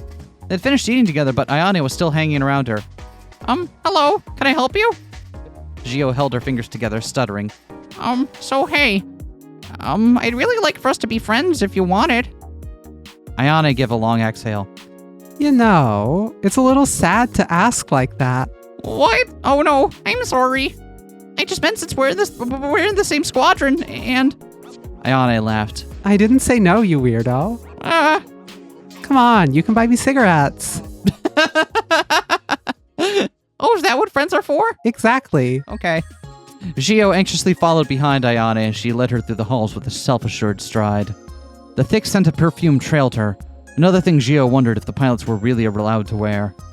Also, the fact that there's a lot of that not that she smokes on a ship like this, but the fact that Gio smoked on a smaller ship. That was always one of those things that in space settings that always was portrayed as like something you would never try to do. Yeah, you'd pollute the air in this closed system. Exactly. Like, I'm thinking back to like Planetes, right? Yeah. Where Theo is always on her cigarettes stuff, and like the fact that there are smoking zones in like space stations and stuff is viewed as archaic. Like clearly we shouldn't be doing this anymore. We don't want to risk polluting the air up there, and like they're used as prime targets for like terrorism during that one arc. Although it does give that one really great climax to the arc where she's flying a whole ship into the thing being like, I won't let you take away my fucking smokes. Planetes fucking rules. I can't. It does. I cannot stress this enough. It is literally my favorite manga. Go read it. The thick scent of perfume trailed her. Oh, right. I already read that. I can give you the whole tour if you want. Not that there's anything interesting to see. Oh my god, yes, please. I have no idea what to do or where anything is. Yeah. You're a little shy, aren't you? I guess so. Don't be. Being pals sounds fine to me. Oh yay, gal pals. Pals who are gals. Ayane flicked her hair. You gotta trust who you fly with, right? Yeah. So, you know, we already have an extra special bond and all that. Ayane gave Jeyu a grin. You got a good score, right? I think so. Then I'll be relying on you to cover me. I see how this works. I mean, of course. Gio shrunk a little. Not that I can even imagine fighting right now. Ayane's voice lowered. It's pretty wild, isn't it? I'm still not really used to it. But whatever. Ayane sung. I don't really like thinking about it. Fair enough. I don't like thinking about things either. No thoughts, head empty. Yeah, I kind of get that. How are you finding this place? Well, you can imagine, right? Gio scratched her cheek. Everything is pretty new to me here. It's all so clean and flashy but at the same time, I've kind of seen it all on TV already anyway. Gio stretched out her hands. I think I'm kind of still trying to get used to it. Just being in gravity before anything else. Gio looked up at Ayane as she talked, expecting to see a bored expression. Her ears were perked up in attention, and she nodded along to Gio's words. A lot of small things I never really thought about. So kind of silly, but never really noticed the height differences in people so much before. When you talk to someone in 0G, you usually just meet at eye level. Never even really noticed that was a habit everyone had until now. Now that I'm here, I'm looking up at everyone. Ayane leant over with a laugh. You are pretty shrimpy. What? No, I'm fun-sized. Gio puffed out her cheeks. I like to think of it as a charm point. It is. You're nice and bite-sized to a carnivore like me. What? Ayane grabbed Fufi. And you're just a chicken nugget waiting to be eaten. Hey. But be nice to her, please. Ayane released Foofy with a laugh. I am being nice. Are you? We've just met. We can't do this whole playful, mean thing. Box. Hanging out on boxes next to the missiles. Sounds of churning metal and the stinging scent of fuel filled the air, and the floor beneath Gio's feet rumbling as they ascended. Gio looked up at Ayane as she happily kicked her feet, sitting atop a crate bristling with high explosives warnings. She hummed to herself, completely detached from the surrounding missile racks and soldiers in hazmat gear. Are we really allowed on here? Gio laughed, resigned to the situation. Sure we are. Pilots can go wherever. Ayane smiled. This is a nice shortcut up a few levels. Next to the people in hazmat gear. Should we wear a hazmat suit? Or what? Okay, I'm learning a lot about you right now. Right, so I met our CEO, Susie, I mean. She seems real nice. Ayane giggled. Susie is my fucking mom. I love her. She gives me snacks anytime I ask for them. And you said that I was a little kid. Ayane pointed at one of Gio's pigtails. Yeah? Never mind. They're just cute. And I did get pretty strong mom vibes from her. Ayane giggled. Susie really is nice, though. I get to slack off a lot since it's easy to get out of trouble with her. You must be what she meant by troublemakers, then. I met Valentine, too. Ayane exhaled. Yeah, she's... Well, you met her. Yeah. Gio leant on a box, looking up at Ayane. So, is there anything I should really know? Again, preferably just like a bullet point list of everything I need to know just right now would be really great. About what? Everything, anything. About all of this, about being a pilot. I don't know. Don't get shot? Don't do anything that'll get you shot? Just try not to get shot. We're jumping off here. Yeet. Ayane casually hopped off the edge of the elevator. Gio darted to the railing, looking down at Ayane. Wait a second. Ayane grinned up at her. I said jumping off, so jump. Gio cautiously swung her legs over the edge. All right. Catch me. Hey, wait.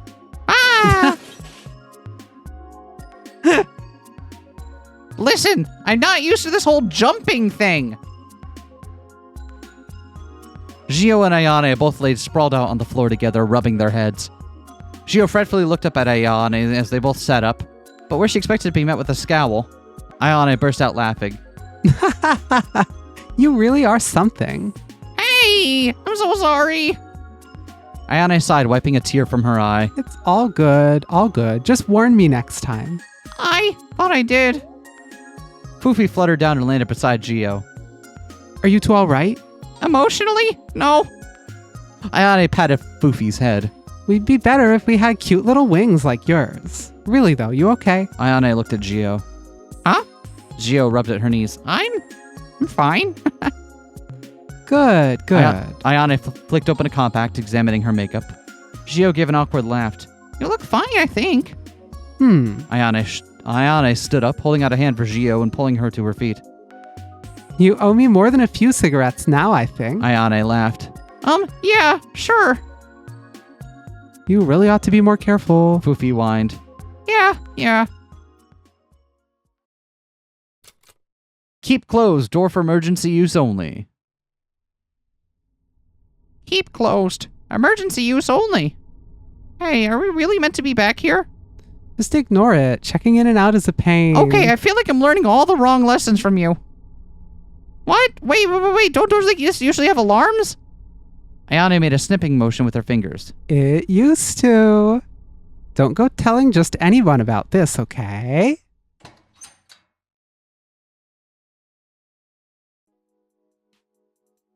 Wibbleburger! Wibbleburger, big savings! It's your favorite. Four lawyers. There's 4 of us. Speed, Comfort, Tail Dry Max. Amphora. I'm so excited to go to Wibbleburger. As Gio stepped out of the rusted corridor, she was bombarded with the light in a radiant color. The tempting scents of plants and fried food carried on the breeze. With her mind occupied by all the tension of today and yesterday, Gio hadn't been able to really take in the surroundings aboard the Zephyranthes at all. The ceiling stretched above her as far as she could see, until it just all became a void of light. Trees and buildings lined the pathway sprawling out before her. Above all the rows of billboards, painted clouds dotted the whole walls. Only a few unconcealable pipes broke up the crafted sky. This whole area was bigger than some of the ships she'd lived on. The maze of corridors and elevators in the base was just like a home on a flat plane, but this... There's so much empty space. All just for that feeling? Looking up at Ayane, her eyes held no curiosity. What Gio found almost overwhelming wasn't anything interesting to her. Ayane led Gio into a small convenience store, immediately filling her arms with packets of chips and chocolates. Gio looked over the magazine covers. It was the same as what she used to, really. Celebrity gossip, television, barely concealed propaganda, nothing of any real substance. But I bet they're all about a month or two more in date.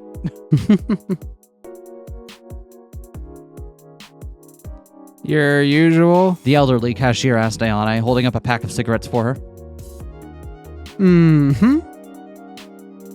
Shio, you getting anything? Ayane grinned at the cashier. She's my new squad mate.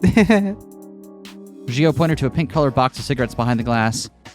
Just these, please. Thank you. Remember, you're paying. The cashier laughed. She's not hazing you, darling, is she? No. I sorta. Ayane sighed and leant over Gio's back, placing a fistful of bills on the counter. I don't haze anyone, since I'm a good girl. Huh? I don't mind paying, really. Ayane hung her shoulders. It was sorta just a joke. Consider it a welcome aboard gift. Ayane winked at the cashier. And hey, don't I qualify for a loyalty discount by now?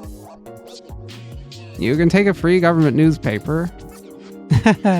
No thanks. I already have plenty of toilet paper. Boom, got him.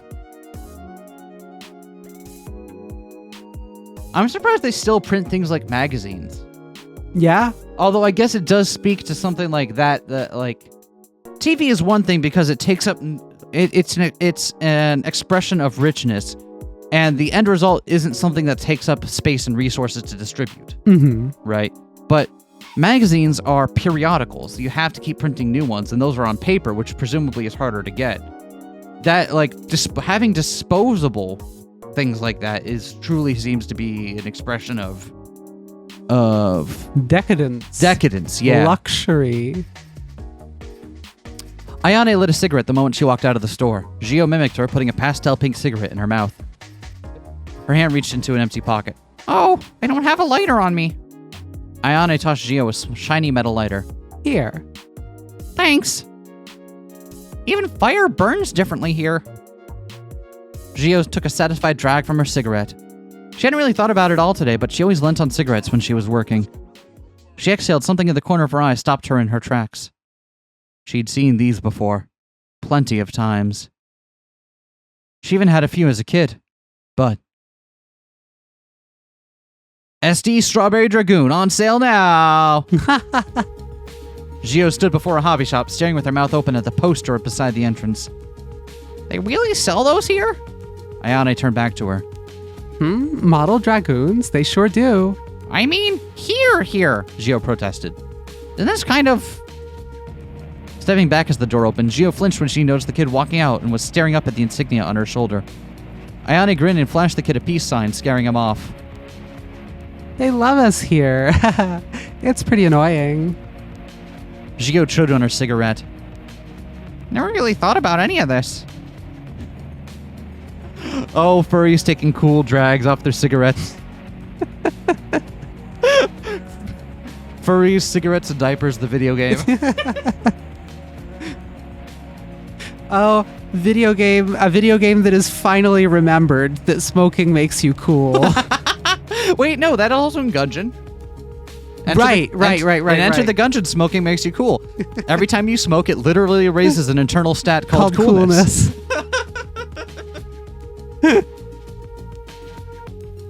Ayane grimaced. Some creep, adult I mean, asked if he could start sending me fan letters once. Are we like celebrities here? I wouldn't go that far. Ayane molded over.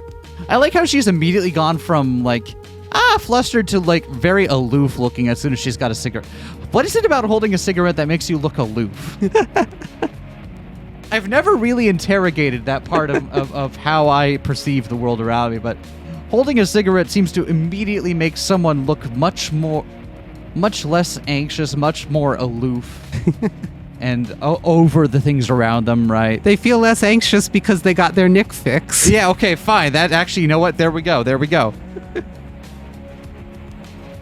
Depends if you want to buddy up with the propaganda department. You can get on TV if you suck up to them enough. I only just realized. Never even seen a pilot in person before today. They don't get stationed on small ships. Sort of had an idea that we had status, but this is just kind of weird. And being looked up to by kids like kind of totally fucked. Ayane drew a line with her hand to the top of Gio's head. Well, they don't have to look up very far for you. Oh my god! Hey! I'm serious here. It is totally fucked. Isn't that Susie's Dragoon, by the way? Yeah, she's got one of the good ones. Figures they'd make a toy of it. Ayane laughed to herself. Because, again, I think they even mentioned it. Was it Emil that said, they don't even have the ability to manufacture them anymore?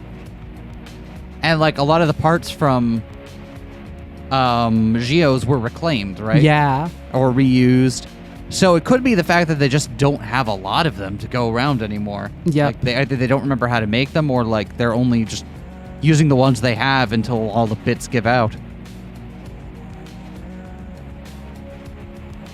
If I left one on her desk, it might be pretty funny. She hates these things.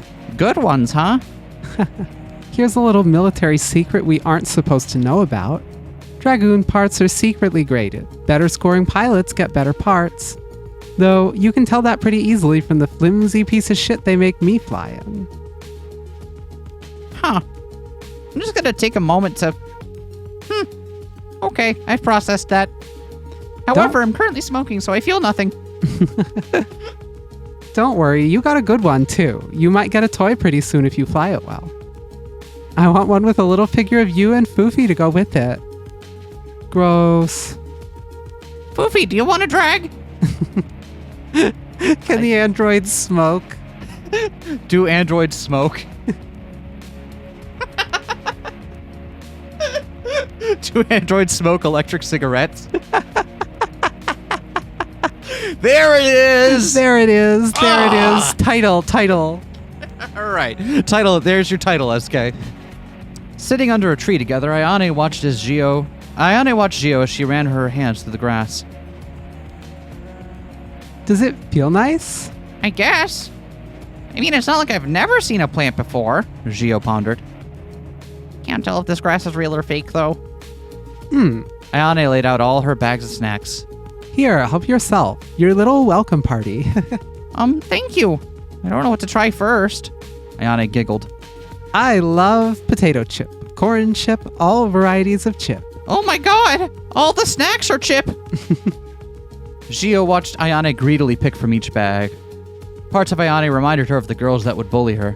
She was haughty, confident, and ill-mannered, and had always gotten away with all of it. So how long have you been a pilot for?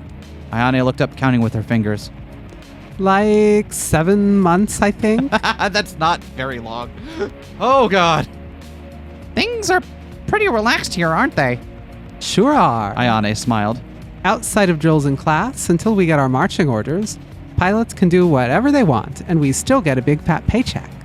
Ayane leant back, tossing a chip into her mouth. So we're being paid to sit on our big fat asses and eat potato chips. Isn't this war delightful? I don't think we're gonna be... Oh. I don't think we're going to be deployed before you've had a test flight. And they're still putting together your Dragoon. So your arrival means I get to relax a little longer. Ayane went straight from her chips to her cigarette. I'd love to live like this without ever risking my life, but, well... She laughed apologetically. You probably don't want to hear stuff like that on your first day. Oh, it's okay. Gio took a potato chip. It had a strange, sweet taste to it. The labels on everything Ayane had bought were all incomprehensible novelty flavors. When she looked at what she had just eaten, it was apparently meant to be flavored like a donut. I want donut-flavored potato chips. I don't. That doesn't sound pleasant. That sounds great. There's got to be like a... Well, I mean, what even is donut flavor? Like, when you take away the other stuff, what is a donut flavor? Just a glazed pastry? Yeah, I guess. Okay. But why would you want like salt on that? Yum. Or potato? Sweet and salty is such a good Sweet combo. and salty is a good combo, but why do you want that like on a potato? Why don't you? Because it's a potato.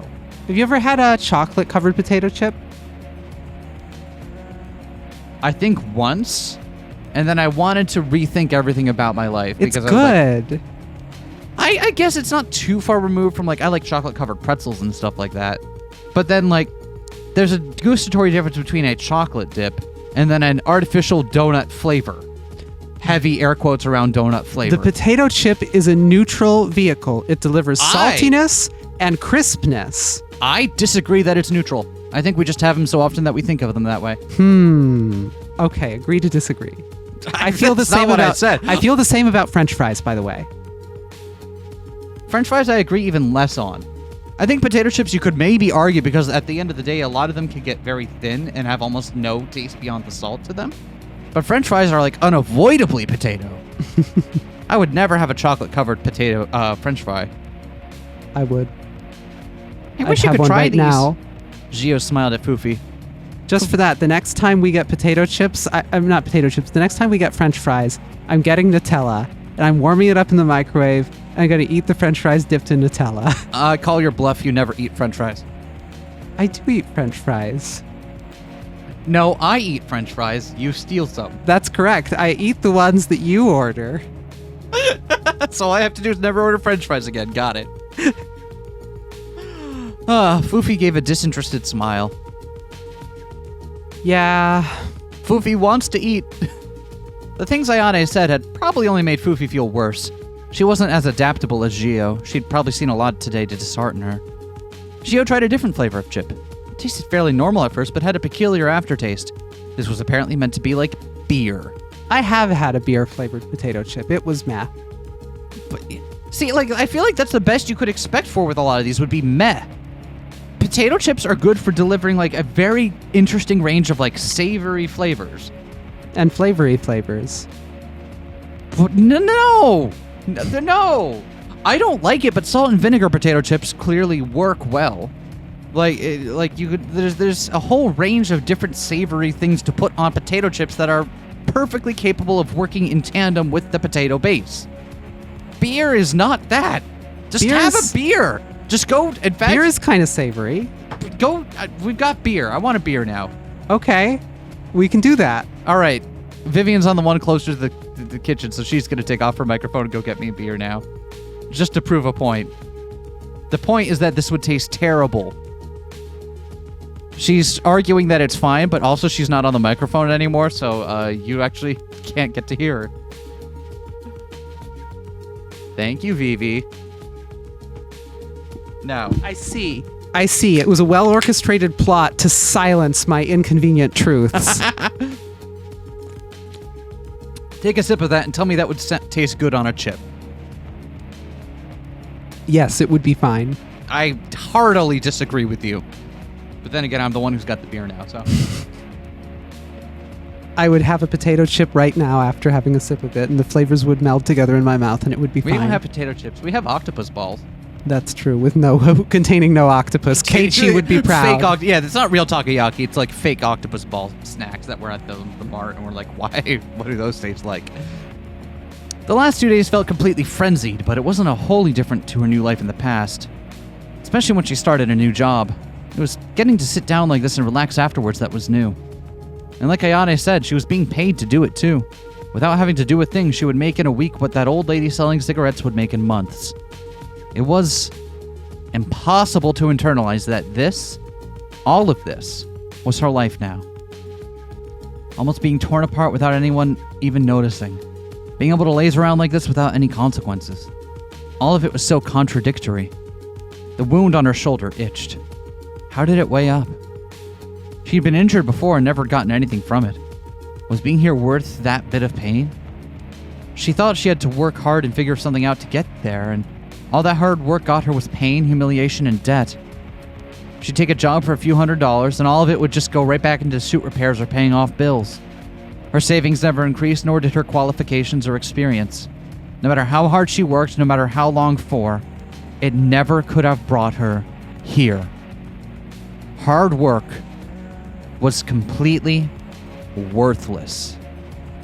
And the value Xiao possessed in the end had nothing to do with her character or her determination. The GI mechanism within the Lilac Dragoons was a brute force system that turned an ordinary human into a complex information processing and control unit. A bleeding-edge technology that allowed the disorganized Lilac forces to fight on equal terms with the enigmatic Duchy. But it was a system that only a tiny handful of humans were qualified for. Of the people that could even survive its operation, even fewer were able to make meaningful use of it or avoid permanent neurological damage. Against all odds, without ever having had any particular talents, Xiao possessed that 1 in 10,000 quality. That enormous machine she looked up at earlier, without so much as even needing a manual, she could make it dance like a ballerina. No matter how many times she was told that, she still couldn't believe it was true. I really feel in that moment for Xiao there, where you kind of, like, because this is something that happened to us fairly recently, where we kind of had that first striking moment where we're like, oh my, things on the balance are, we're like, we had been working at our dead-end jobs for so long and grinding our gears, paying back rent and student loans and getting food and, paying off, getting prescriptions or whatever, and not really gaining any ground. It's kind of grinding in place. Mm-hmm. And then having that moment of just pure out of the blue, like, oh, suddenly none of that matters anymore. Yep. And for not due to a lack of hard work on your part, but surely with a extremely healthy dose of sheer dumb luck. Oh, absolutely. 90% dumb luck. And that's, because like I'm not gonna downplay your own skills. You're incredibly good at what you do, but I'm acceptable. Right? I'm acceptable. But the amount of sheer dumb luck that went from putting us from living paycheck to paycheck to being able to actually save money had almost nothing to do with the amount of years we had spent toiling and working hard at these jobs before it. And that huge disconnect is just so hard to wrap your head around. Yep. Because it's like you want to believe that you're working hard and making your progress towards something, and yet what made the switch there in the end was just sending the right email at the right time. And it's so hard to look back at all that and be like, that was how I lived before now? And then look down and be like, is this real? Is this all going to go away in a moment? I still worry about once a week. What happens when people finally discover that I'm secretly a fraud and know nothing, and actually everyone secretly disrespects me and I'm immediately thrown back into the retail world forever? You say, having been at this job for several years now. Yeah. And having built up a great reputation. Because it's like, you do incredible work and are well respected by your coworkers and stuff. But the thing that gave you that opportunity was like so disconnected from what you were doing beforehand, just working retail like I was. Yep. It's so fucking balls. Ugh. Anyway, sound off in the comments, I guess. Not going to tell you what about, just sound off. Xiao gazed up at the tree branches above her. Fufi had flown off on her own, examining the leaves. Of all the chips Xiao tried, the extreme spicy chicken burger flavor was probably her favorite. What makes it extreme spicy? It wasn't actually spicy at all, though. Lot on your huh? Ayane smiled, noticing Xiao's expression. Oh, yeah. You wanted to hang out, so let's chat, yeah? Ayane giggled. I'm sorry, I'm just kind of, trying to take everything in, I guess. Having my whole sense of reality kind of turned upside down in a few minutes here.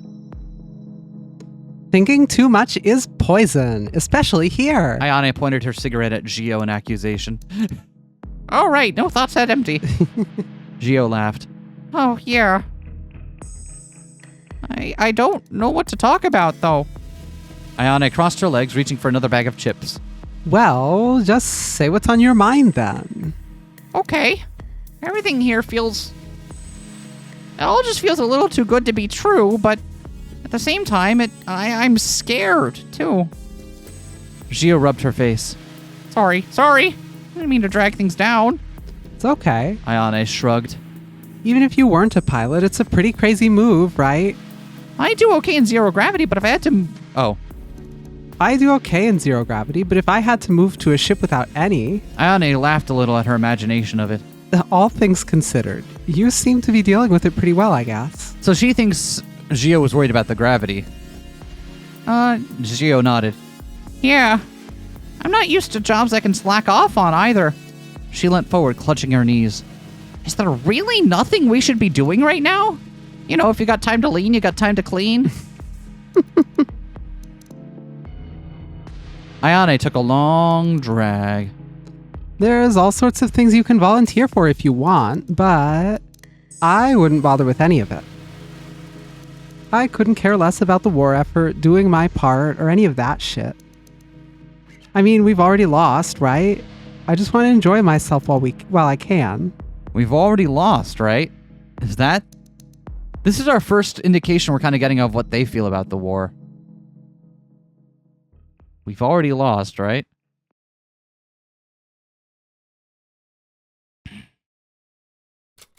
Lilac Fleet, Special Division Dragoon Command, Pilot Barracks, Room 223. Does she have the Baker Street apartment? Aha! I just realized, does she have Sherlock's room number? Gio spread out on her new bed. A bed in gravity. It was comfortable, but not as much as she hoped it would be. It felt like a weight was pressing down on her. Poofy was nestled at her side. Unlike Gio, she could sleep whenever she chose to. Gio's shoulder itched. She undid the buttons of her shirt, pulling it down over her shoulder, then peeled back the sticky plastic gel dressing. At first, her fingers moved with a curious stroke across the wound, and then dug in, as if to push straight through and into bone. Even though she watched the doctor pull it out, it felt like that piece of metal was still inside of her, cutting her as she moved, poisoning her blood. But her wound was already healed. It didn't hurt at all, even as she clawed at it. It just felt like something was stuck to her. Something that she couldn't scratch or scrape away. Everything today felt warped and perverse. This was the heart of the violent patriotism that had been driven into her surroundings like a knife, and yet Ayane was the most seditious person she'd ever met. Susie acted like a pleasant teacher, not the person who would be marching Gio to her death. Seema was a total oddity, as if she was living in another world entirely. The faces of the pilots she saw today were all laughing, chatting over lunch, reading books, or playing around. No one here cared at all. Not about what was going to happen to them, and not about what they were being made to do. I was almost killed and no one noticed. I saw someone die in front of me and no one cares. That's what I thought about today. But those are just my selfish feelings. Everyone here is experiencing that same thing. And they don't care. They kill and they don't care. They die and they don't care. I saw someone die. Do I care? I shrug it off. It's not the first time I've seen it. I almost died. Do I care? It's fine. I've been hurt worse than this. I saw that Dragoon and I felt good. I felt powerful. I felt like I had some control. I feel like I'm being infected by something.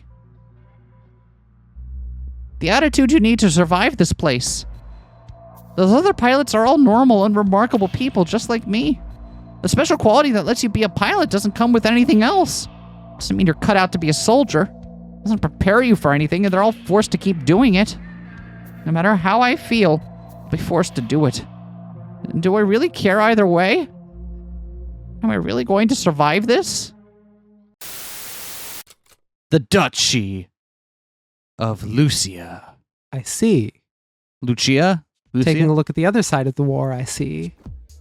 Within the halls of a duchy manor, Princess Emile held a pose as the sunset crept across her body. Lady Honey Rose examined Emile's face, a half-formed portrait of the princess gazing out of the window on her canvas. Honey pushed her brush into her palette. I meant to tell you, we've been given an invitation to Gray's funeral. Not that his body was able to be retrieved.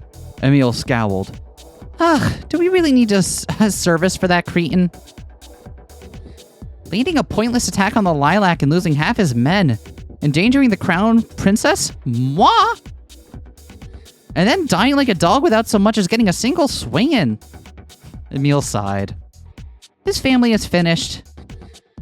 I wonder why he did that. Any idea of why he did that? No? And what? All this stupidity was for my sake? I meant to be happy? I meant to be impressed? Emil's voice lowered. How many times has something like this happened already? All from disgusting people like that. That man was old enough to be my father. Emil sneered, mimicking her would-be suitors. Princess, watch me fight. Princess, may I have this dance? Princess, won't you have dinner with me? Please accept this gift. I bought you a horse, a car, a whole mansion, a turbo mansion. I love you. I've always been in love with you ever since the day we met. Emil held her fist to her chest, breathing heavily. I am so sick of it. I'm sick of all these people. All these gifts, all these invitations. All of you. All of you. Just drop dead. Emil, I sympathize. I really do. But please stop changing poses. Stop changing poses so much. End of chapter. No way. Seriously, we took the recording break within the last 30 seconds? We hit That's the 2 so hour mark funny. of the recording and we had to stop it over. Hello, my good little spacefarers. Wasn't our debut great? It wasn't our first time, you know. Though they probably don't even remember us. Huh? Well, we did look pretty different back then. What are you talking about? Forget it, just stick to the prompt. Right. How'd you enjoy the first episode of Coquette Dragoon? It was a little bleak, wasn't it? Maybe, but wasn't Shio and Ayane's budding little friendship so sweet? They already touched hands and everything. Yeah, how intimate. Won't you play with my hands, Philly? You already know how to use a knife and fork. Then, how about spoon feeding me instead? Give it a rest. You love me. I most certainly do not. Ah, so withholding, so completely incapable of honest communication. That's what I love about ya. You look like a 1980s aerobics instructor from the waist down. It's great. Anyway, time for a segment we like to call Author's Notes. Oh, hold on. That's such a good show. Hold on. I see I see Isabel from Animal Crossing, and right next to her is Serval, right? Yeah. I see a bunch of Mobile Suit Gundam manga behind them. Couldn't identify most of them on their own, but this is a great shelf. Is this? Oh, I see the bottom of Azumanga Daioh omnibus up there. Yeah. And I think one of the ones next to it is one of the volumes of Oizumi Poon Poon? Oh, this is all, the shelf behind Isabel is all Gundam, right? Yes, Okay. this is all Gundam. I forget which specific Gundam it is, because I've seen those volumes in the store before. Anyway. Hello, I'm Ivy. Thank you so much for reading this chapter. Coquette Dragoon has a complicated road, which some readers might remember. Originally, Coquette was a comic series, but I only ever got the first chapter finished as a comic. You'll notice a lot of the CGs in this chapter are pretty crunchy, since I reused a lot of my old comic work to add visuals for this. It's not work I especially like looking at now, knowing I can draw a lot cleaner, but it seemed a shame to let that work go to waste. I still think it's a great decision. I think it looks really nice and adds a nice contrast to the rest of the novel aesthetic. What language is on this monitor? Is that what Renpai looks like? I maybe. I haven't used Renpai in years. After making Chapter 1 as a comic, I transitioned to illustrated prose, or light novel if you prefer, format for chapters 2 and 3, but eventually got frustrated with that format too, until I discovered there was a much better way to present text image in a digital medium, the visual novel. Ultimately, what spurred the change was more than anything else was learning 3D, which suddenly opened up a way to produce quality backgrounds quickly and cheaply. I have never been good at drawing BGs, so the thought of producing 50+ full-screen size pieces for a visual novel was pretty much impossible. So here you have Coquette in its final definitive form. I couldn't do comics because hand-wrist issues meant that drawing a workload was impossible, and I wasn't satisfied with it as a prose work either. Repetitive strain injury club. Woo! Visual novels strike the perfect balance, however, while also allowing for so much more. Can't believe Coquette turned into such an elaborate production, while still being pretty comfortable to work on. Thank you for reading, and I look forward to showing you more soon. Next time on Coquette Dragoon. A heartwarming tale of girls' friendship among the enemy ranks. Chapter 2, Artificial Soul Genealogy. Thank you Thank for you for reading. reading. To be continued. This is great. It's so good. I also like how we're past it now, but the chapter select was like an Ace Attorney case style. Yeah. Yeah, with like the vertical things and yeah. Anyway, we probably should go through the cast and glossary after this, and we're gonna do that now. Let's start with our cast, and they also do all have outfits and change in history stuff, so we'll go through all this. And they all make a squeaky noise. They all make a squeaky noise. Ensign Xiomara Rosales, pilot of the Coquette Dragoon. Orphaned in her infancy by the war, she has spent her life in a struggle to eke out a living in the outer edges of the Lilac Fleet. With little hope for the future, she took the chance to become a Dragoon pilot to escape from her life of debt. Obsessed with cute things, she does her best to try and embody the image of a sweet, hardworking young girl. Internally, however, her thought processes are frequently consumed by doubt, panic, and ultimately her mindset is rather jaded. Her inner self comes out through her habits like smoking cigarettes. Oh, that's cool. And then... Spacesuit. Spacesuit. Panic spacesuit. Oh, and this tells us about her outfit. Hold on. Standard Lilac Dragoon pilot uniform. Skirt. The most popular and recognizable style of uniform for women, with a striped black skirt and a button-up shirt. Gio has always been fond of wearing orange ribbons as a compliment to her eye color, only now realizing that they were made to complement these uniforms. The uniforms for Lilac pilots follow a loose set of requirements with a wide range of pieces made to order, allowing for a degree of personal preferences in accenting. An orange piece of neckwear is considered mandatory, though it's not particularly enforced.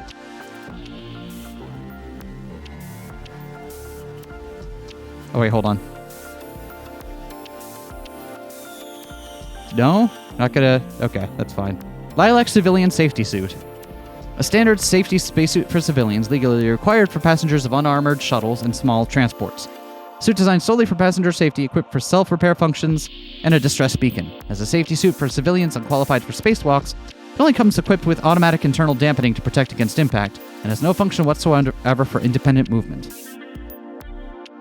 And the Lilac Dragoon pilot suit base. Gio's pilot suit, currently unadorned with the typical accessories favored by Lilac pilots. Being fond of spacesuits, she quite likes wearing it. A sleek, minimal suit worn in the cockpit of the Dragoon. Designed to be worn inside the cramped cockpits of Lilac's Dragoon, where standard spacesuits simply could not fit or remain mobile, while providing the protection needed in the event of exposure to vacuum. The most compact technology in the Lilac, the life support systems fit entirely into the helmet, with no need for a backpack. The suit can be dyed in a variety of colors, as ordered by the pilot alongside their measurements, and can be adorned freely with outerwear to the wearer's liking. While extremely light and comfortable for a spacesuit with no external protrusions, its functionality is restricted to quite a basic level. A thin lining on the suit interior absorbs sweat to a limited degree, and is able to keep body temperature to within a comfortable range.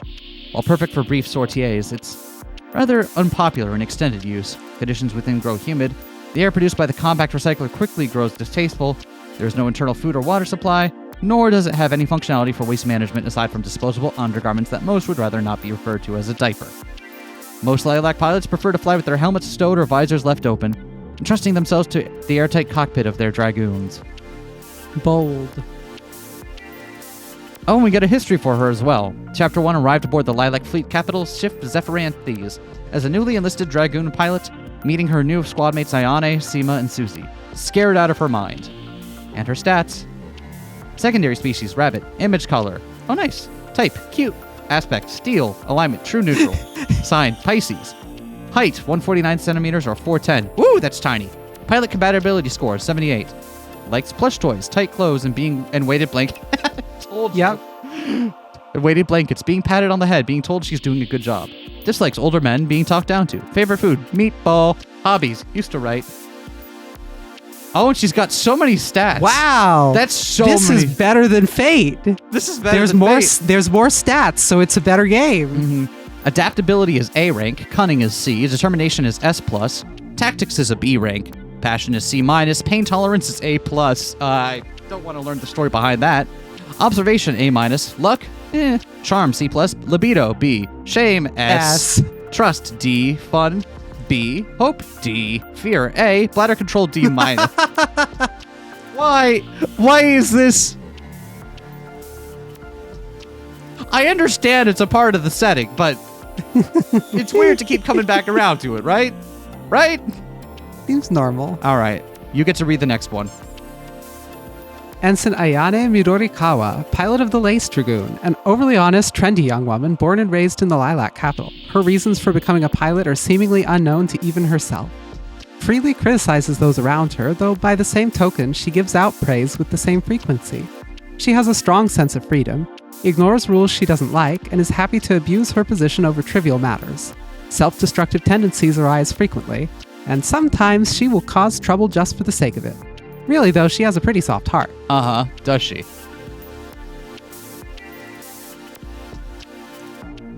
And her outfit? One of Ayane's many uniforms, featuring a pencil skirt and an undone shirt button, her neckerchief angled to show off her chest. How bold! And this, I believe, is the same, Yeah. right? As... Yeah. Yeah, okay. Yeah. Met by Shio aboard the Zephyranthes, bought chips and smoked with her. Cool. Good history. And how about stats? Secondary species, hyena. Image color, hashtag OOFOFF. Thanks. Type. I think it also shows it, so that's like some kind of cyan, right? Yeah. Yeah. Probably the color that we've seen used with her. Right, exactly. Type, passion. Aspect, blood. Alignment, chaotic neutral. Sign, Leo. I would be so much more into astrology if they they did- assigned me an aspect, type, and alignment. Yeah. Height, 5'8". Pilot compatibility score, 50.1. Likes, music archival, obscure things, plants, attention, treats. Oh, she likes that album before it became popular, huh? Yep. Dislikes, boredom, working, the man. Favorite food, anything spicy, greasy, cheesy, meaty, or sweety. Hobbies, photography, caring for her cactus. She has a cactus. So good for you. Adaptability, A. Cunning, A. Determination, D. Tactics, A+. Passion, A. Oh, really? A+ tactics. Okay. Pain tolerance, D. Observation, S. Luck, B. Charm, A. Libido, A+. Shame, D. Trust, B. Fun, A+. Hope, C. Fear, S.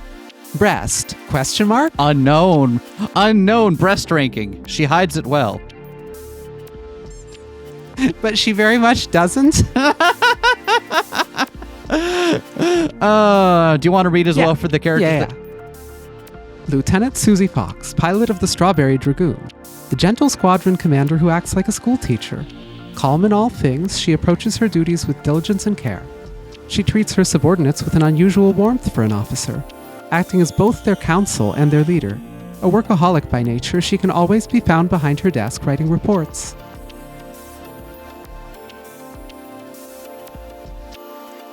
The classic high-waisted skirt look, adorned with a small pair of gold pins on her collar to show her status as an officer.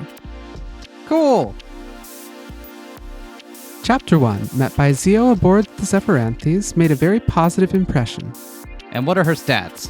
Secondary species, Spaniel. Ooh. Image color, Crunch FC 1442. Are you going to use Octothorpe next time? Yes.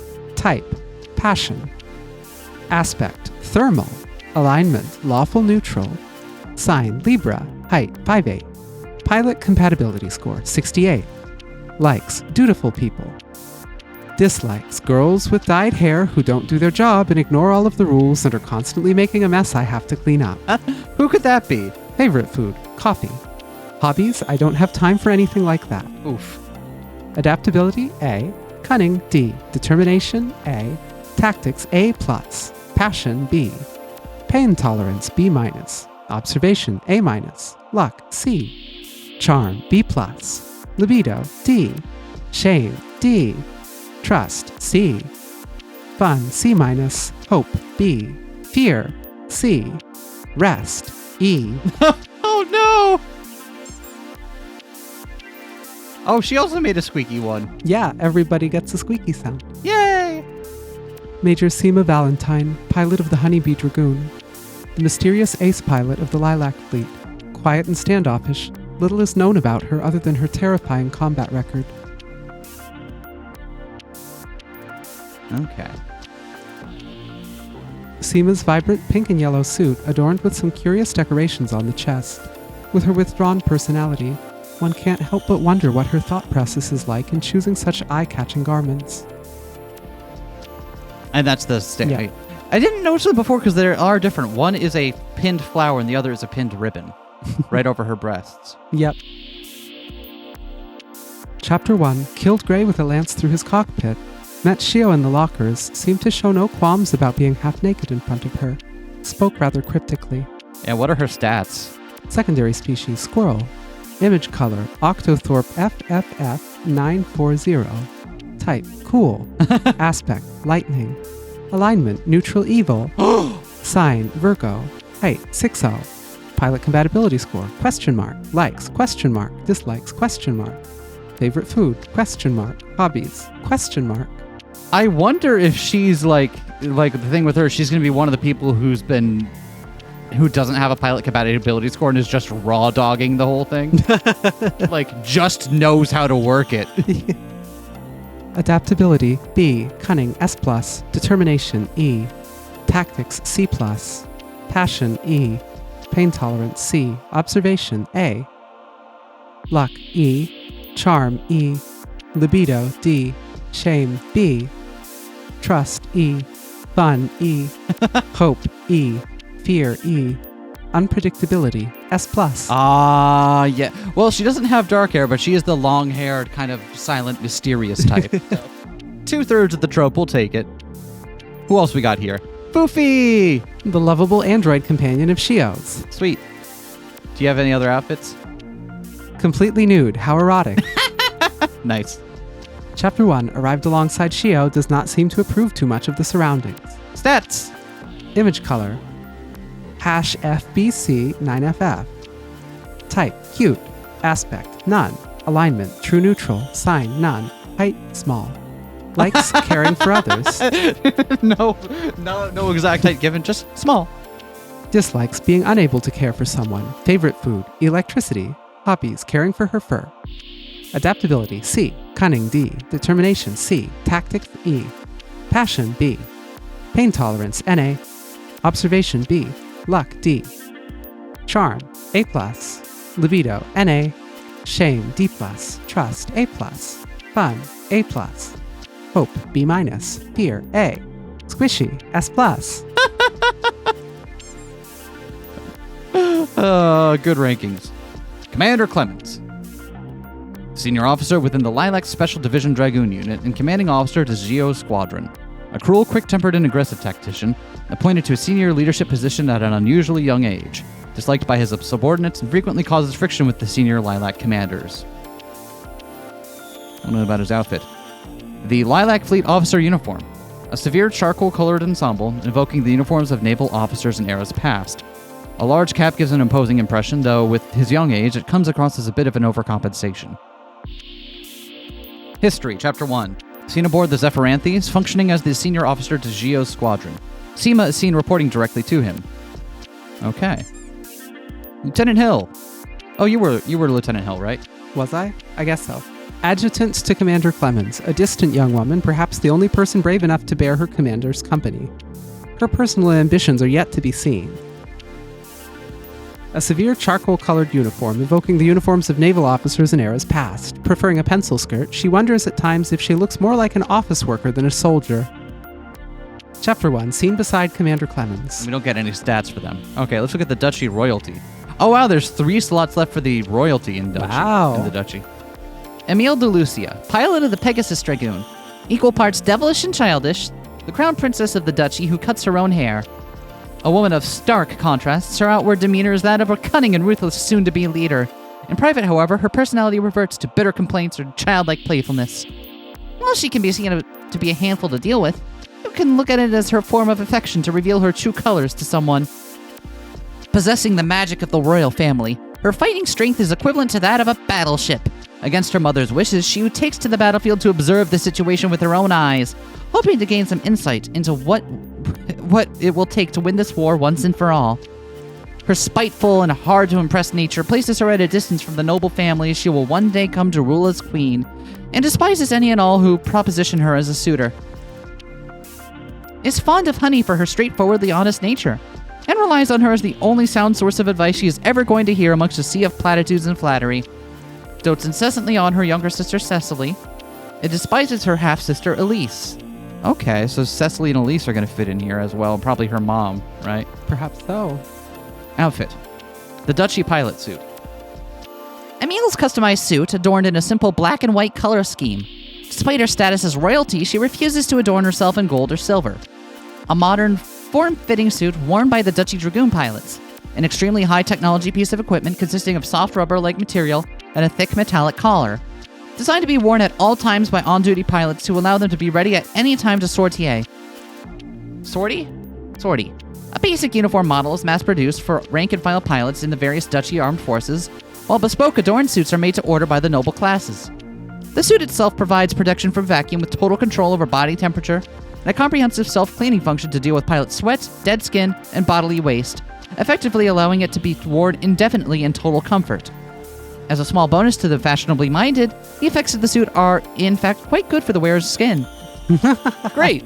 The powerful battery and photosynthetic capability gives it a near unlimited power supply. While appearing as heavy ornamental metals, the collar and other decorations are closer to a soft and pliable plastic. The material of the suit itself hardens on impact, giving a degree of protection from shrapnel or projectiles, though not to the extent of a dedicated suit of armor. To allow for unobstructed vision and removing the need for a helmet within the cockpit, the collar projects an atmospheric bubble in the event of a hull breach. This notably leaves the pilot's head quite vulnerable to injury, but the consensus remains among pilots that clear vision is a greater form of protection. An armored helmet can be fitted to the collar for use outside of the cockpit. Today I learned. Okay.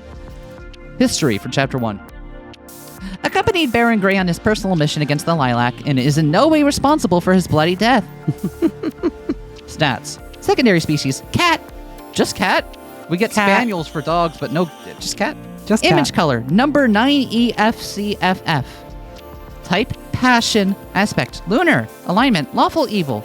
Sign, Taurus. Height, 6'10". They really went and made her Wow. 2 feet taller than the other main character, didn't they? Wow. Oh, baby. Just wait till we get those two together and it's going to be like, oh. 6'10" with the ears. You're so funny. Likes, Cecily, playing with Cecily, showing off to Cecily, watching films with Cecily. Dislikes, Elise. Favorite food, chicken parmigiana. Hobbies, cinema. Adaptability, B. Cunning, S+. Determination, S+. Tactics, S+. Passion, A. Pain tolerance, S+. Don't ask why. Observation, C+. Luck, S+. Charm, B. Libido, C. Shame, C. Trust, D. Fun, A. Hope, A. Fear, E. And spite, S+. Oh, I saw one of those that was her being all like, come on, get back here. Where were you? Ah, we're not going to find it again. That's fine. Time to read about the Duchy nobility. That's such a good name. Oh, man. It reminds me of the character of the really hoity-toity characters in Starstruck and their absolutely silly long name. All of which are an important part of their name and will not be forgotten on any part. Honey Pancake Anastasia Sukhoi Rose de Marine, pilot of the Vigil Dragoon, a morose and soft-spoken Dragoon sniper adorned in the black and gold colors of the Royal Guard, the personal guard to Princess Emile and her closest ally. Hailing from a family of commoners in a rural village, the story of how Honey came to have a seat at the Queen's table is a story of more tragedy than luck. Finds great difficulty in emoting and speaking to others outside of her work. Complete Chapter 2. Oh, we got to complete more to learn more about her. Okay.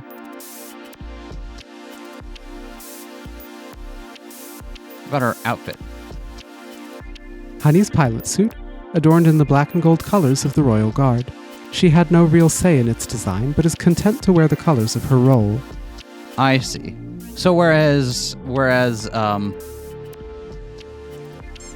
Emile is very pointed about wearing colors that don't befit her rank. Yeah. Honey's just like, I'll Whatever. take it. Chapter 1 attempted to shoot down Seema, missing and hitting Shio's would-be rescuer by accident, though she wasn't sure if she really missed. Secondary species cow, image color, hex code 581845, type cool, aspect shadow, alignment lawful evil, sign Taurus, height 5'11", likes her car, straightforward people. They have cars in the Duchy? Do they have a planet? I was thinking they had a planet because if you looked at the design of the princess's room, it wasn't designed like even a royalty place on a space station would be designed. They gotta have a planet. I think they have a planet. Dislikes the open sky. Favorite food, pancakes. Just like her name. See, and disliking the open sky, you'd have to be familiar with the sky to be afraid of it. Yep. Hobbies, reading erotic fan fiction, painting, driving, baking. Adaptability, A. Cunning, S+. Determination, A. Tactics, S+. Passion, C. Pain tolerance, A+. Observation, S+. Luck, A+. Charm, D. Libido, S+. Shame, A-. Trust, E. Fun, E. Hope, E. Fear, C. Speech, D. And Mosaic Gray. Pilot of the Promenade Dragoon, a high-ranking nobleman desperate to impress, departed this world in a spray of blood. Likes, showing off, dislikes, being killed presumably. Gray's pilot suit kept to a simple, imposing black design with some armor adorning the shoulders. Chapter 1, killed by Seema while trying to show off. Millie, nemesis of Billy. Perfectly regular leotard, a perfectly regular piece of exercise wear. Chapter 1, her eternal struggle against Philly begins. Philly, nemesis of Millie. Perfectly regular button-up is my outfit. A perfectly regular piece of formal wear. Totally normal. Chapter 1, my eternal struggle against Millie begins. This game is good. This game is good. Let's Glossary, yeah. Yeah, we do have a glossary to get through as well, so let's hit that. Demi-human. Do you want to read these since I read, the majority of Sure. Yeah. The animal-eared denizens that populate most of the known universe. A term rarely used in practice except to specifically differentiate between demi-humans and centaurs. Oh, interesting. A. Ayane and Shio, hyena and rabbit demi-humans respectively.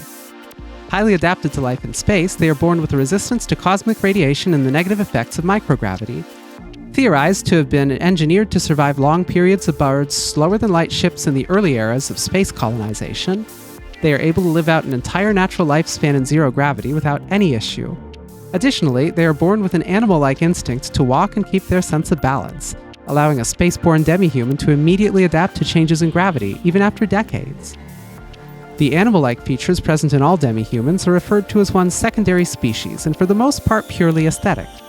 It is widely debated whether individuals directly acquire personality traits from their secondary species, or if simply growing up with them causes them to identify with and mimic the animals they see themselves in.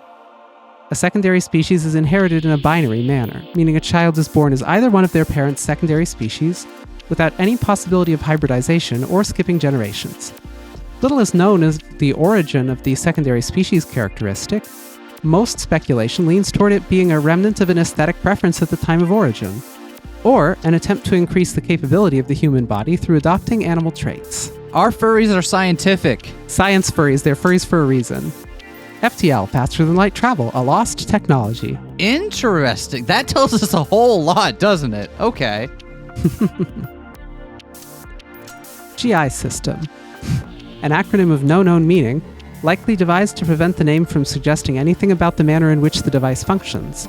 An unimaginably complex pilot interface system that both reads the pilot's intent and translates it into motion, while also instantly teaching the user how to fight effectively in any situation. Essentially, it is a device that can turn any individual into a honed soldier in an instant, and support their decision-making and tactical acumen while connected to it. The downside, however, is that only 1 in 10,000 can make use of the GI without perishing in the attempt.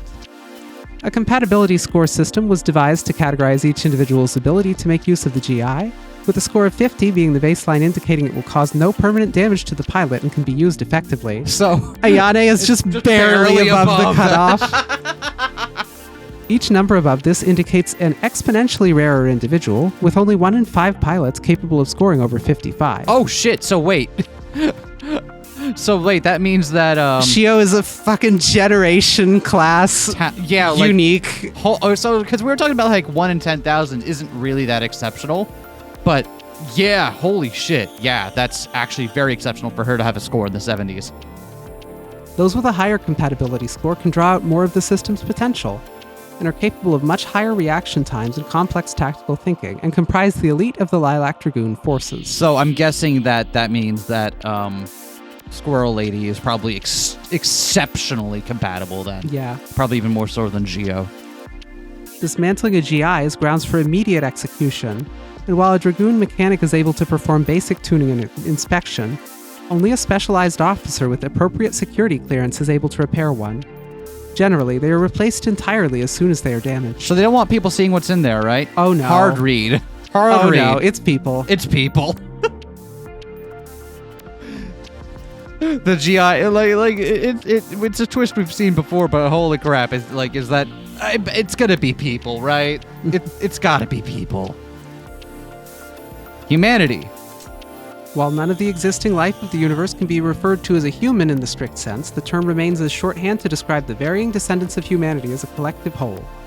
Despite the immense gap in their physiology, demi-humans and centaurs are both simply considered one and the same as members of humanity for all practical purposes.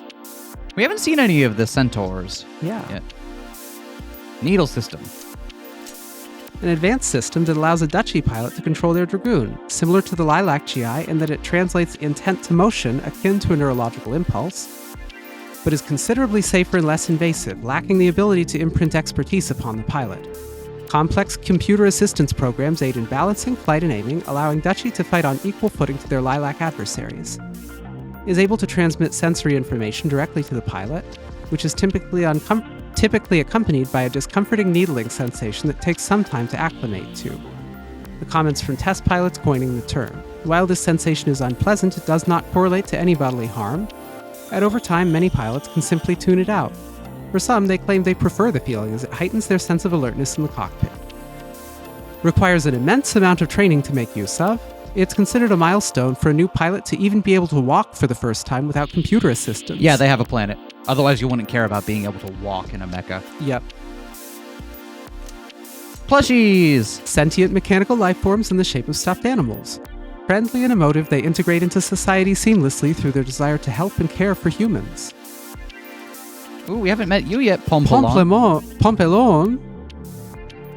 Designed in the pre-format era, behind their cute demeanors and appearances lies some of the most complex technology remaining in the known universe. No attempts at study or disassembly have provided any insight into reverse engineering their construction. Each plushie contains a system for propagating their species, a complex set of instructions for creating a suitable body and brain, and a code injector to create a mind within it. The operating system of a plushie has been observed as closer to a human mind than that of a computer, and is unable to interface with any known architectures. In short, no more is known about the function of a plushie's mind than that of a human's. So they just kind of exist in the pre-format era, huh? So, like, did the universal hard drive get reformatted at some point, and we kind of lost everything? I love all the little implications in here. This is so good. Do we get any extras? More okay, age of just construction. Okay. Oh, this is good. I hope you're all enjoying and excited about this. I am. Oh, this is great. We will be coming back to play this. We'll finish the rest of Volume 1 once the final update for it is out and it is no longer in pre-release. What's the term for it? Alpha? Alpha. It's not alpha.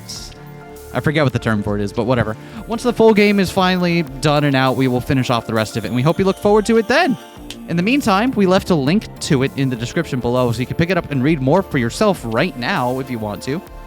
And I'm really looking forward to seeing more. Yeah. See you next time, everyone. Bye. Peace. Thank you again to our patrons for supporting us another month. It means the world to us that you like what we do here and think it's worth your money to keep supporting. We'd love to give a super special shout out to the patrons in our I'm Jacked In tier, including Alice, The Fighting Doll, and Snowflurry. People who support us at patreon.com/8pr will get access to a whole bunch of stuff. You get access to Patreon exclusive episodes before they're made available on the main channel. And you also get to vote on indie creators for us to feature on the channel each month, which is why we played this game right here. Yeah. There is no difference between the tiers or anything. So like $1 gets the same as $5.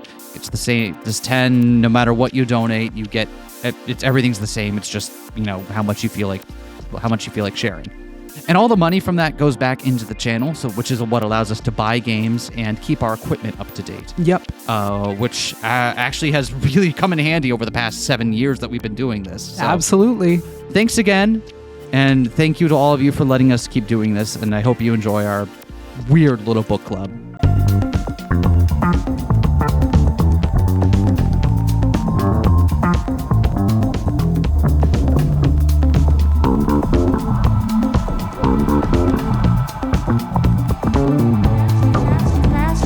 Smash that like, comment and subscribe.